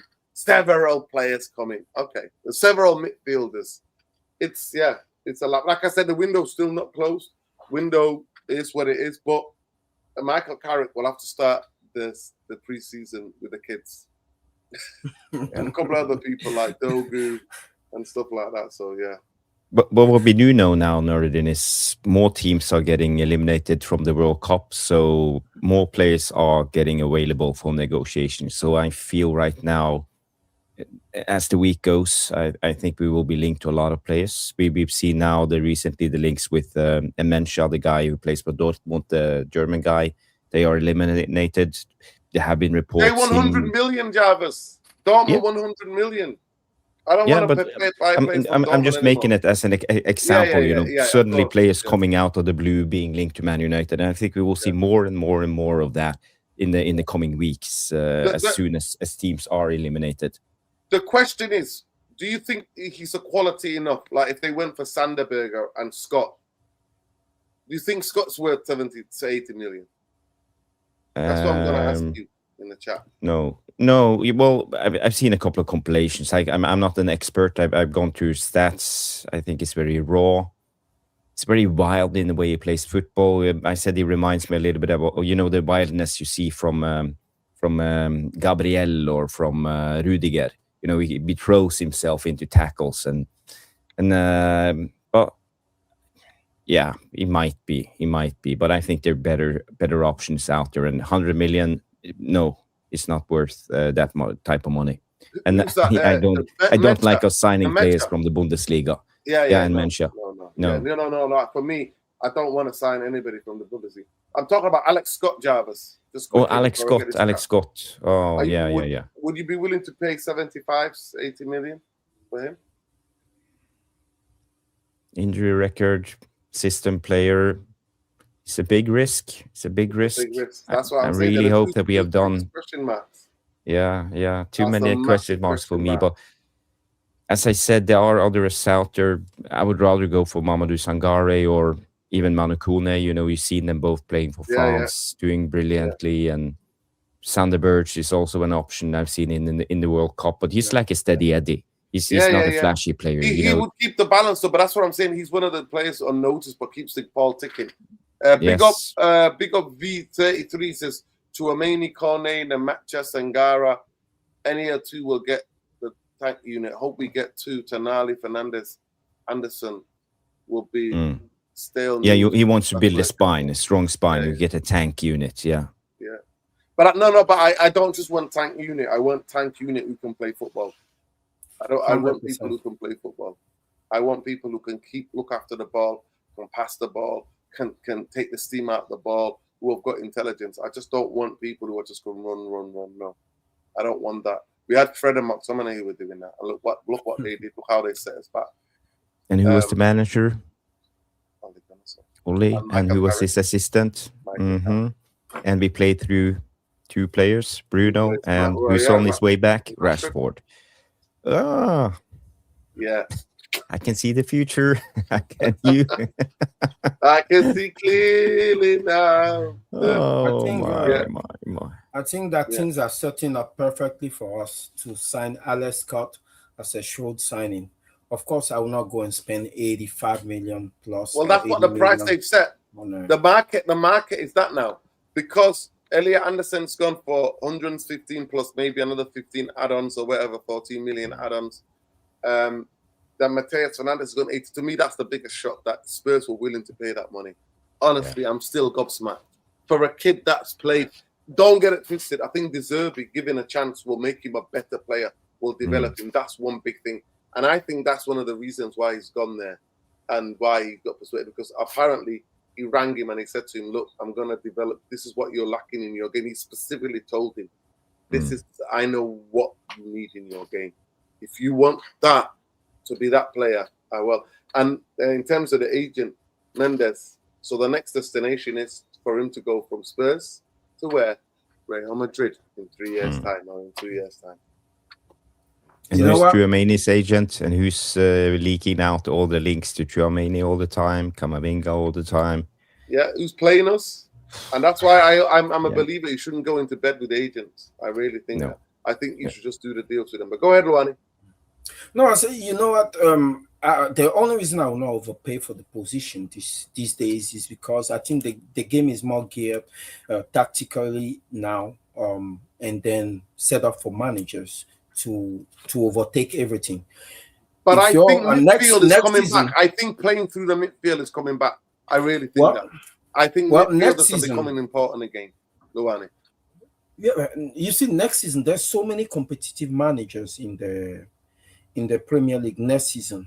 Now that every manager will have to earn their weight in gold, and by that, it could come down to the team.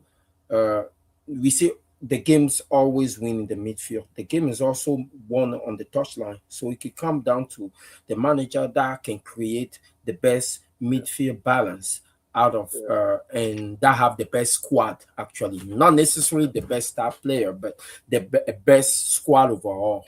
So because it's a long season, we are in the Champions League, we're gonna have a lot more game. So no matter if you bring in a marquee name or two, you still have to rotate the team. And I'm not asked about marquee. I'm asked about the quality. I'm happy to overpay for quality drivers, Luani, because I think quality will help you bridge the gap, the ceiling. But I'm not willing to pay for people that need developmental when we know that we don't develop talents. The environment is still not there. The culture is still not there.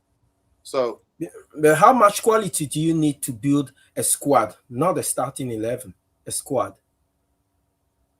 no, you need time to be able to build squad. But what happens is that while you are trying to build a squad, buying first team players and put players on the bench will help raise the ceiling.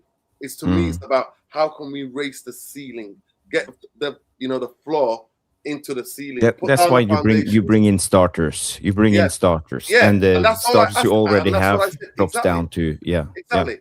And then but you know why we bring saying on starters, the players who are now starting should be on the bench. So then that when they come off the bench, but the other thing for me is that the football now is about in-game management. That's where coaches we're talking about. It's the in-game. Can you react to what's going on? The best readers can give the information to their players quicker to be able to get them. And we're witnessing that. The thing that has been really fascinating, I mean, we hate it, obviously.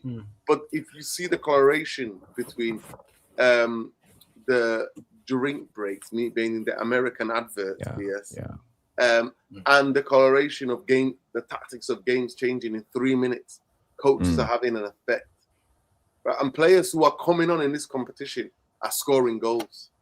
Players who are coming on because the coaches are explaining certain things to them and saying, go and put it out there. And reading of the game has become really, really analytic in terms of analyzing the game there and then and being able to make that. And the games goes through 4 cycles now because of the hydration breaks. It changes every hydration break. Yeah. They are. You know what I think our issue is as we are a bit experienced and we are used to that era of Sir Alex Ferguson where he used to have that he have quality, but he also the dynamic between the coach, Sir Alex Ferguson, the manager, and the players were different.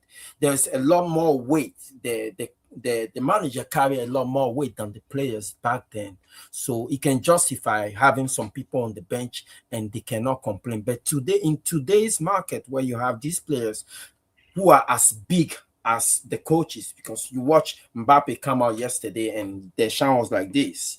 These players are carrying a bit more weight than the coaches. So eventually, if you're building a team versus if you're building a squad, there's a difference.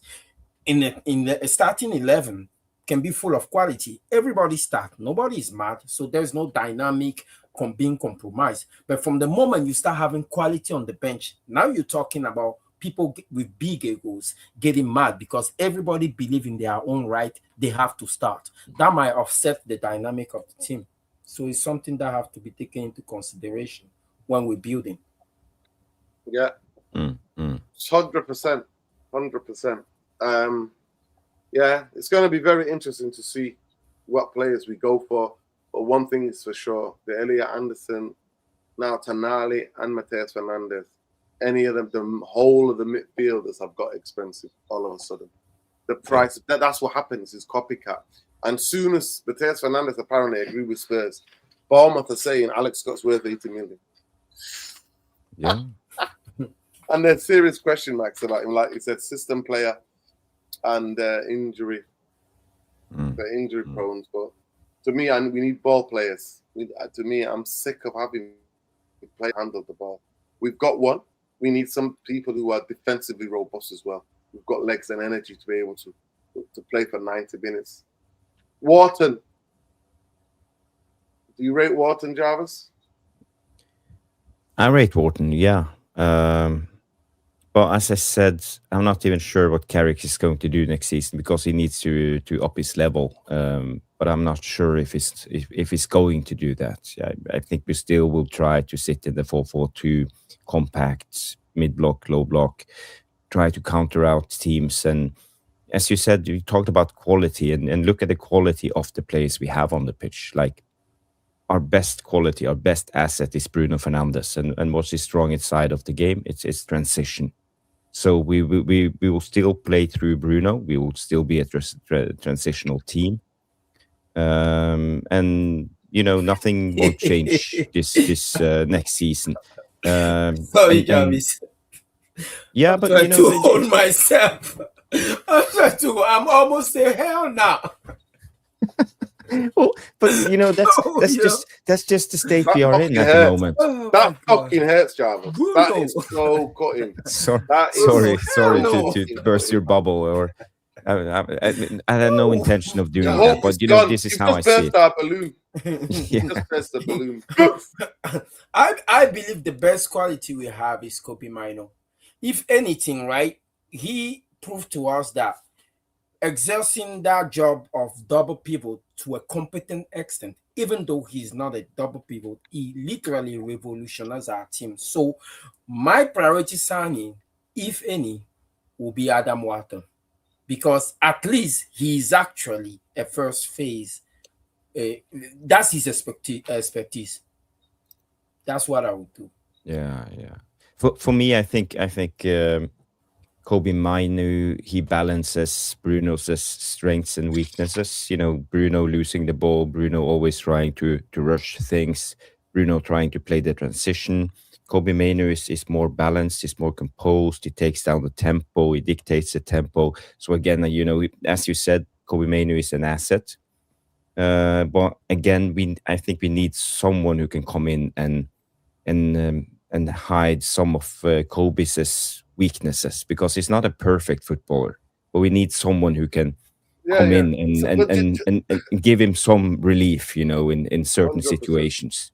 Because Jarvis, it's about your shortcomings, how the team can excel, what you're good at, and also how your teammates can hide your deficiencies. This football has always been about that. It's about the yin and yang. And 100%. So that's why I think we need someone in who can actually help Kobe Mainu to become better and consistent through a whole season. So the midfield is so important. There's two Manchester United. There is one pre-Kobe Mainu and there's one post-Kobe Mainu. You see, when Amorim came, he tried a little bit of everything. He did try Ugarte and Casemiro in the double pivot and Bruno ahead of them. It did not work. The same way he tried Bruno in the double pivot alongside Ugarte first and then alongside Casemiro, it still did not work. There's only one thing that I saw. The team in which Kobe Mainu was on the bench wasn't getting a single game time, and we were going downhill. And then the team in which Kobe Mainu is a bona fide starter, and we made the Champions League. So the difference for me is clear. Bruno can do the numbers thing, but that team stabilized and got a little bit more control because we had somebody that can finally take the ball from the center back and not just hoof it. Yeah. I mean, listen, I'm really looking forward to next season because there's so many things to. Out of the 6 big teams, 5 have got new coaches. It's going to be fascinating. The Spurs buying players, De Zerbi, that's going to be a story. You know, Iriola at Liverpool, that's going to be a story now. It's going to be fascinating. But as far as I think, and I said it and I'll stay by it, Manchester United needed to sign 7 players, 5 of them stay in the starting lineup. Yeah. And if that doesn't happen, I don't think we can sustain third. But a lot of people have faith, and I think maybe Luani is one of those people. The thing that we can go to third because we finished third. We finished third because we had one game a week. But Nordin, quick question for both you and Luani. If you were the CEO and you started the window with, let's say, 200 million, and suddenly the Elliot Anderson thing happened, and basically the 200 million has gone down by 20% because of inflation. How would you go in the rest of the window? Are we still going for 5 to 7 players, and we're just going for players of a lower tier, or are we signing less players and still retain the quality? Because I think this is where we are right now. I think this is the debate in that's the most to me. The answer is easy, Jarvis. The quality is more than quantity. What's the point? Okay. Me filling the squad with dead wood when I'm still wanting to get rid of dead wood. What's the point? Quality over quantity. Every time. Every time. Quality over quantity. If they just said 200 million on the midfield this summer, I'd bemoan it, but I'd be like, okay, would we go again in January? Can we get a centre back? Can we get a left back? Is there opportunities in January? But we're not a football club, are we? And the reason why we don't sign players in January throughout, or if we do, we spend really cheap, like 20-something million, is because of Glazonomics. We're not allowed. No, then you say quality over quantity, right? I agree with that, but there's also context. Since we are a football team and not a Formula One enterprise. If it's a Formula One, I can go spend 100 million on buying the right driver for the car. But at this point, we have to build a squad, and the context is the overinflated market versus the budget limit that we have. See, if I have that constraint on the budget and the market is so overinflated and teams are reacting the way they're doing, I think I'll hold my horses. I'll wait.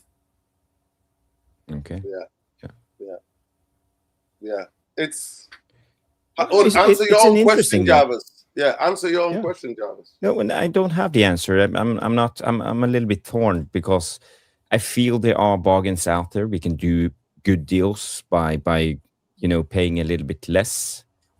But I do also know this fan base. I read the comments section, and when I see Whitwell linking us to Thunderbirds, I see 90% of the comments are, "We are fucking dead. We are a dead club, and what the hell are we doing? A championship We've been a dead club for a long time.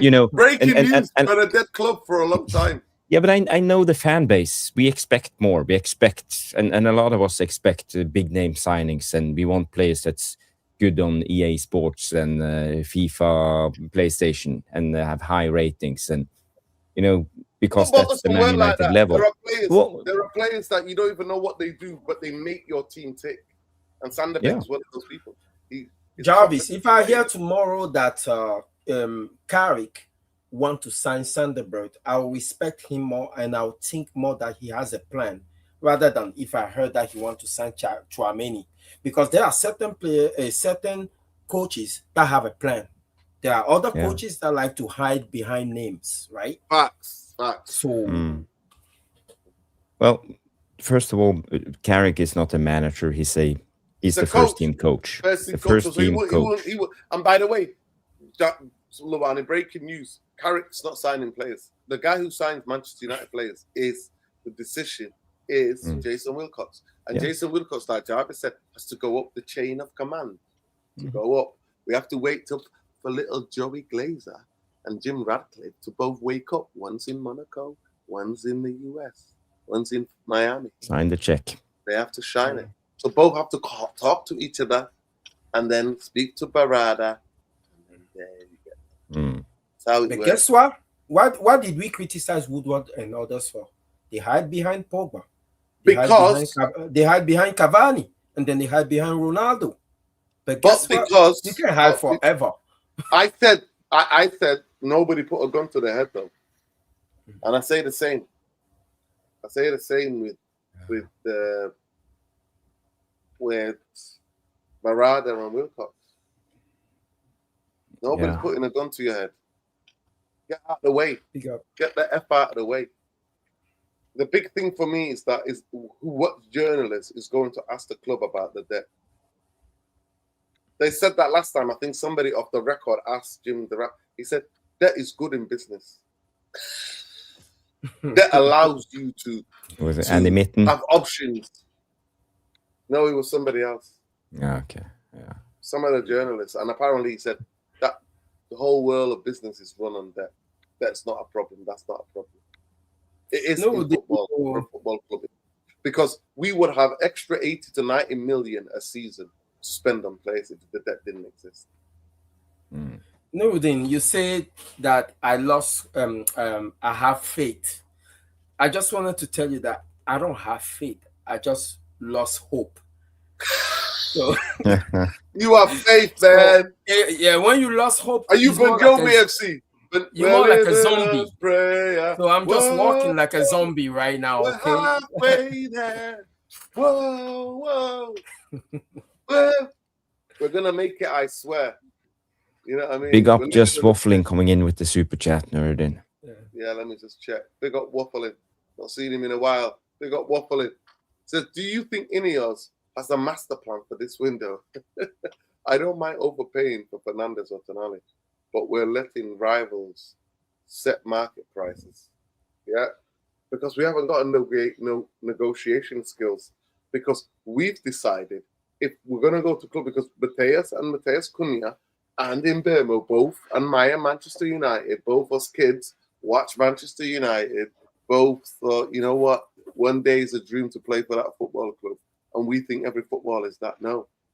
To me, it shows how insecure they are about the project. They're so insecure about the project now. They're telling you, the player has to come to us.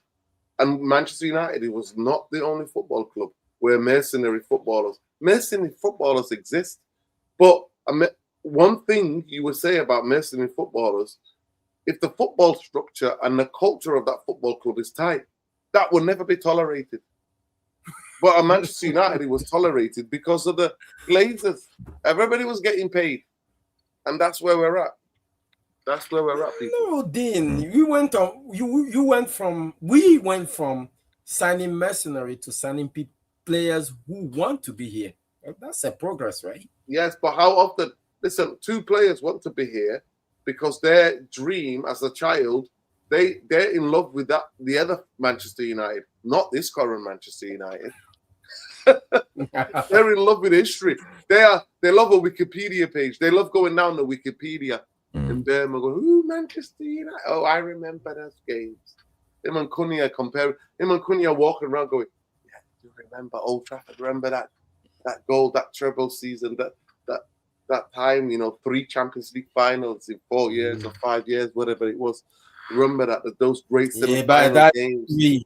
That history have the Glazers' fingerprint all over it. Yes, but Fergie did it despite of them, and he proved as soon as he left, they got exposed for who they are. That's why when people say to me, I'm like, so why didn't the Glazers win then? Why didn't they win? Because Fergie emboldened them, and now we're saying no value in the market. We heard it through Fergie. Well, but guys, I know it's late, and we are not going to sit here and take away the spirit from all the Man United. No, we're not.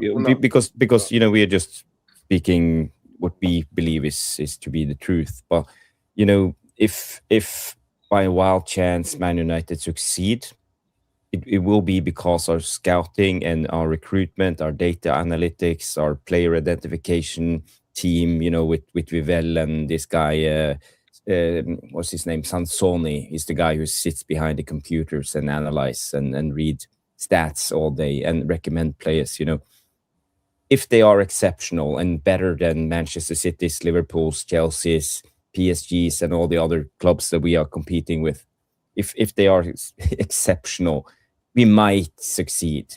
So you can give it as much as of a percentage as you like, but for us, going into this market, trying to penny pinch and not spending money, it's almost as certain as that we will fail. But, there is a slim chance in hell that we could succeed because of this also. So we could be wrong. That's just where I am, but I do trust my instincts, and they say that I don't think we will succeed by spending less money than our rivals, because keep in mind, we are not just trying to keep everything level. We are trying to catch up with them.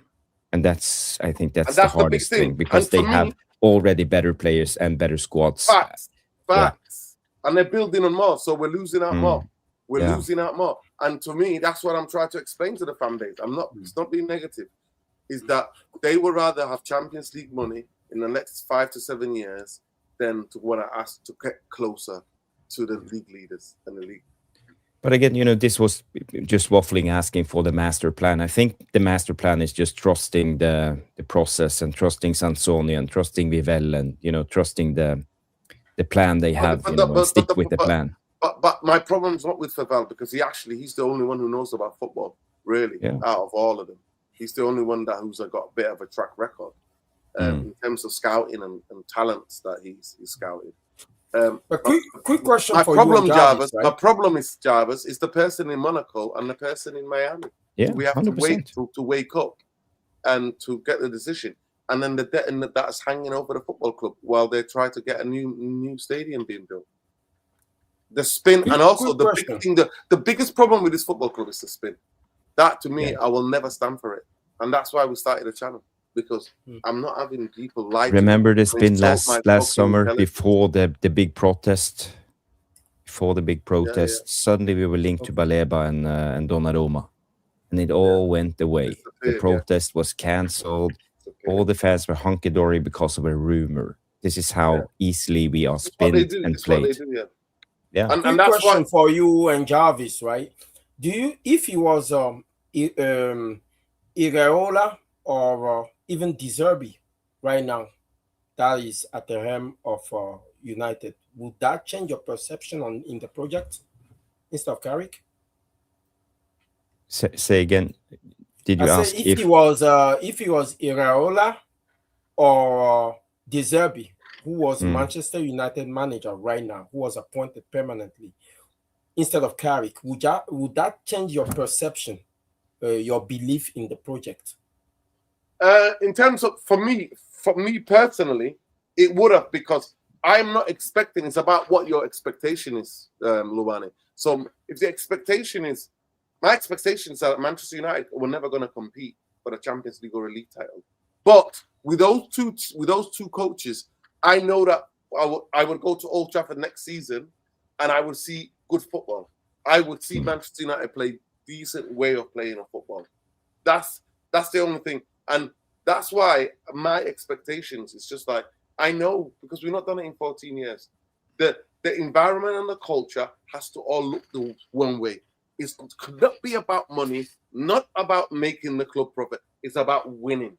Do you have that as the center point of your philosophy, of your ethos? Is that the biggest objective of Manchester United? No, it's not. It is about... But again, Nordin, playing the devil's advocate, then so for me, it's going about on the strategy. I always want attractive football. I'm sick of watching Josh. Go ahead, John. Sorry. Yeah, I'm just saying, if you're going to play the devil's advocate, then, and I can ask the question, our strategy is trying to weed out all the money culture inside the locker room, inside the dressing room with all the players, trying to remove all the Sanchos and Rashfords and Casemiro's on 350 a week and all of this. Maybe it's maybe that's the master plan. Trying to get the players to work together on a common plan again and stick to it. Jarvis, I'm really sorry. If you are going for that type of stuff, the thing comes from the top. Yeah. All of that has to be sorted out. The culture has to be set, and the truth must be told. And Manchester United are not setting no culture. The reason why we finished third is because the Chelsea fell off, Liverpool fell off, Newcastle fell off, Villa towards the end kind of fell off, and there are reasons why. But we don't want to go into the context. We only go because we finished third. No, because we were both in the first time in 103 years, Luani, we were out of the League Cup and we were out of the FA Cup in both in the rounds that we went into, right? So we had all these weeks free, and and anybody who pays attention to football understands and knows when the coach has got 4 or 5 days to plan for a game, you have a much advantage. Because you can not only do the analysis video work with players, you can actually go do the walkthrough about the game. But if you're playing in Europe or you're playing in the League Cup, you're playing in the FA Cup, you've got just recovery and analysis. You're not having the walkthrough. And the players are not processing what the game plan is over 3 to 4 days. No. But there was a reason I asked this question, because I knew you would say this, because I think it's important because I think a lot of fans believe that they are doing good and they are having good intentions, by doing this. But people got to realize, the money culture is not coming from inside the dressing room of Man United. It comes from the top. Right. And 100% I like that answer you gave. Yeah, I saw USA is up 1-0. Yeah, USA is 1-0. Yeah. Balogun scored. Yeah, Balogun scored. Yeah, he scored one before that, but he's good. Offside. He's good. I like him. Yeah, he's a good player. Let me just get the super chat. 1 second. He's just asking about it. Big up to VHS. Your view on Balogun for United? Yeah, he's a good player. Yeah, he's a good player. I don't know how old he is. I think he might be mid-20s. He was at Arsenal Academy, wasn't he? And then he got. Now he's playing for Monaco, but he's a goal-getter. He's just hit the bar. Literally hit the bar. But people, listen, we've been live for 2 hours. He's 24, by the way, 24. Yeah, 24. But we've been live. He looks really hungry. He's a goal-getter. But I'm not buying a player so the only way that I would get him V33, if that is Manchester United, I've scouted him in the Champions League and I've scouted him in Liga, and they have a way, they have a plan, not because he's goals in the World Cup. I'm not buying players of a World Cup form. I'm buying players of their domestic leagues, what they do week in, week out, how they cope playing in many different competitions, how consistent are they, the level of professionalism. There are all those things, background checks that needs to be done. You're not just going off a whim to go and sign 100%. We were linked to him, by the way, when we signed Højlund that summer. Besides that, I haven't heard anything. So yeah, he's got quick movement. One thing about him is that even for Monaco, you see him. He's got quick kind of movement, really.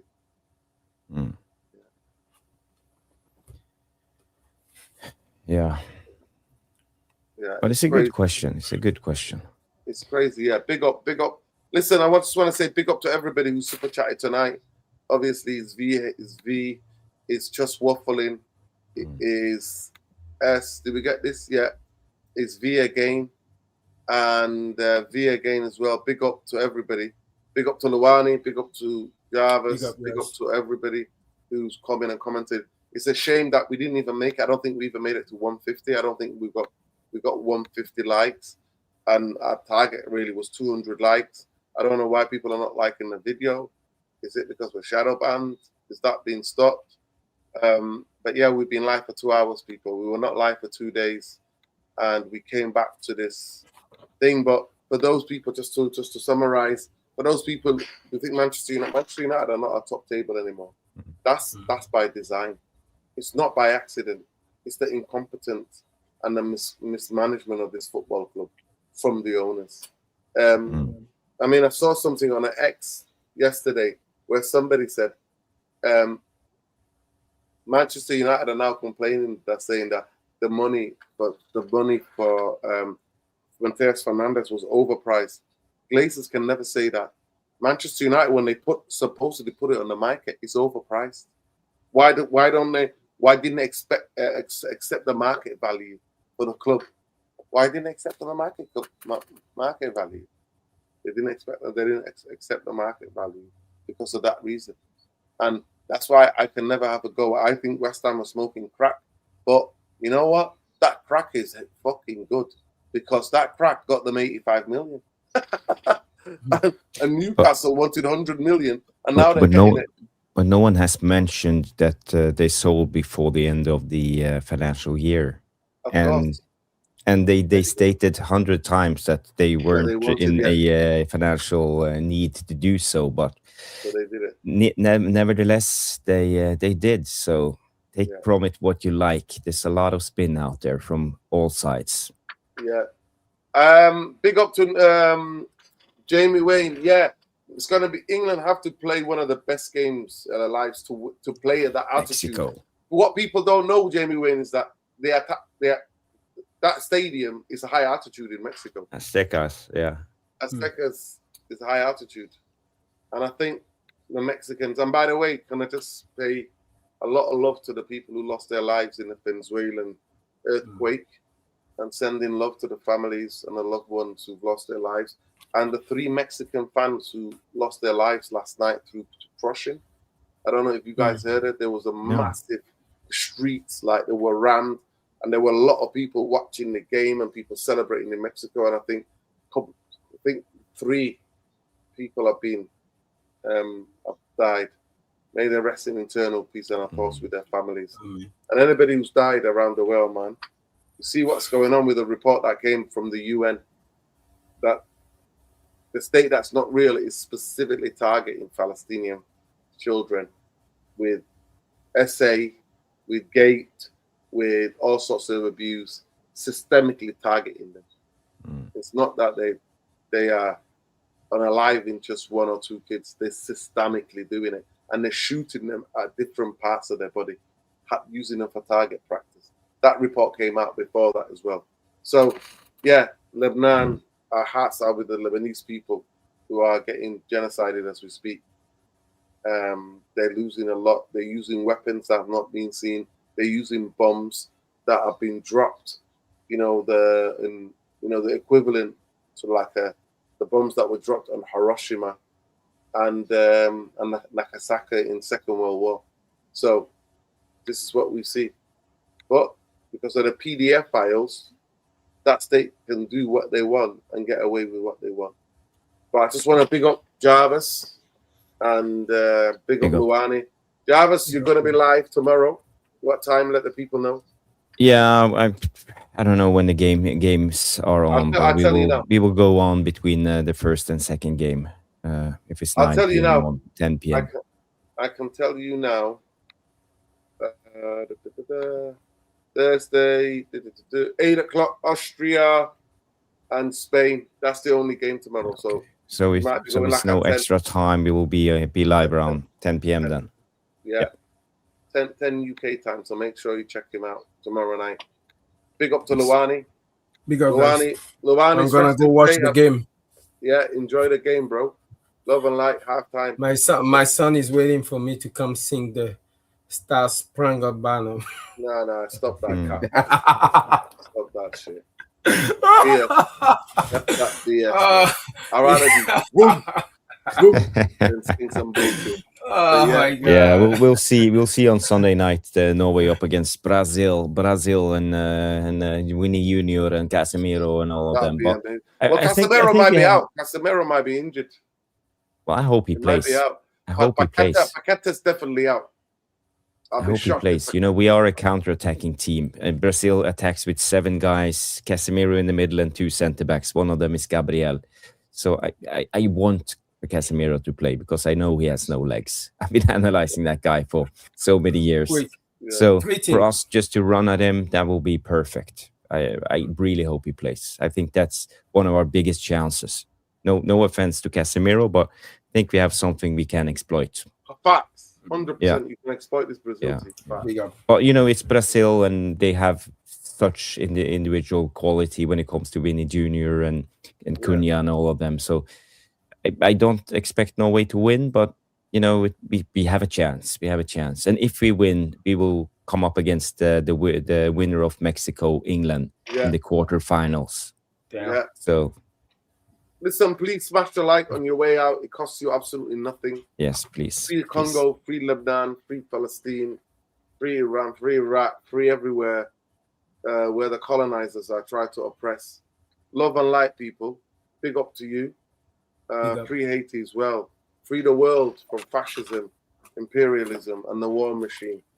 And free Manchester United from Ineos and Glazer rule. That's what I say. But big up to everybody. Make sure, like you said, you check out Jarvis. Tactical Devils is on there. They'll be live 10 o'clock tomorrow.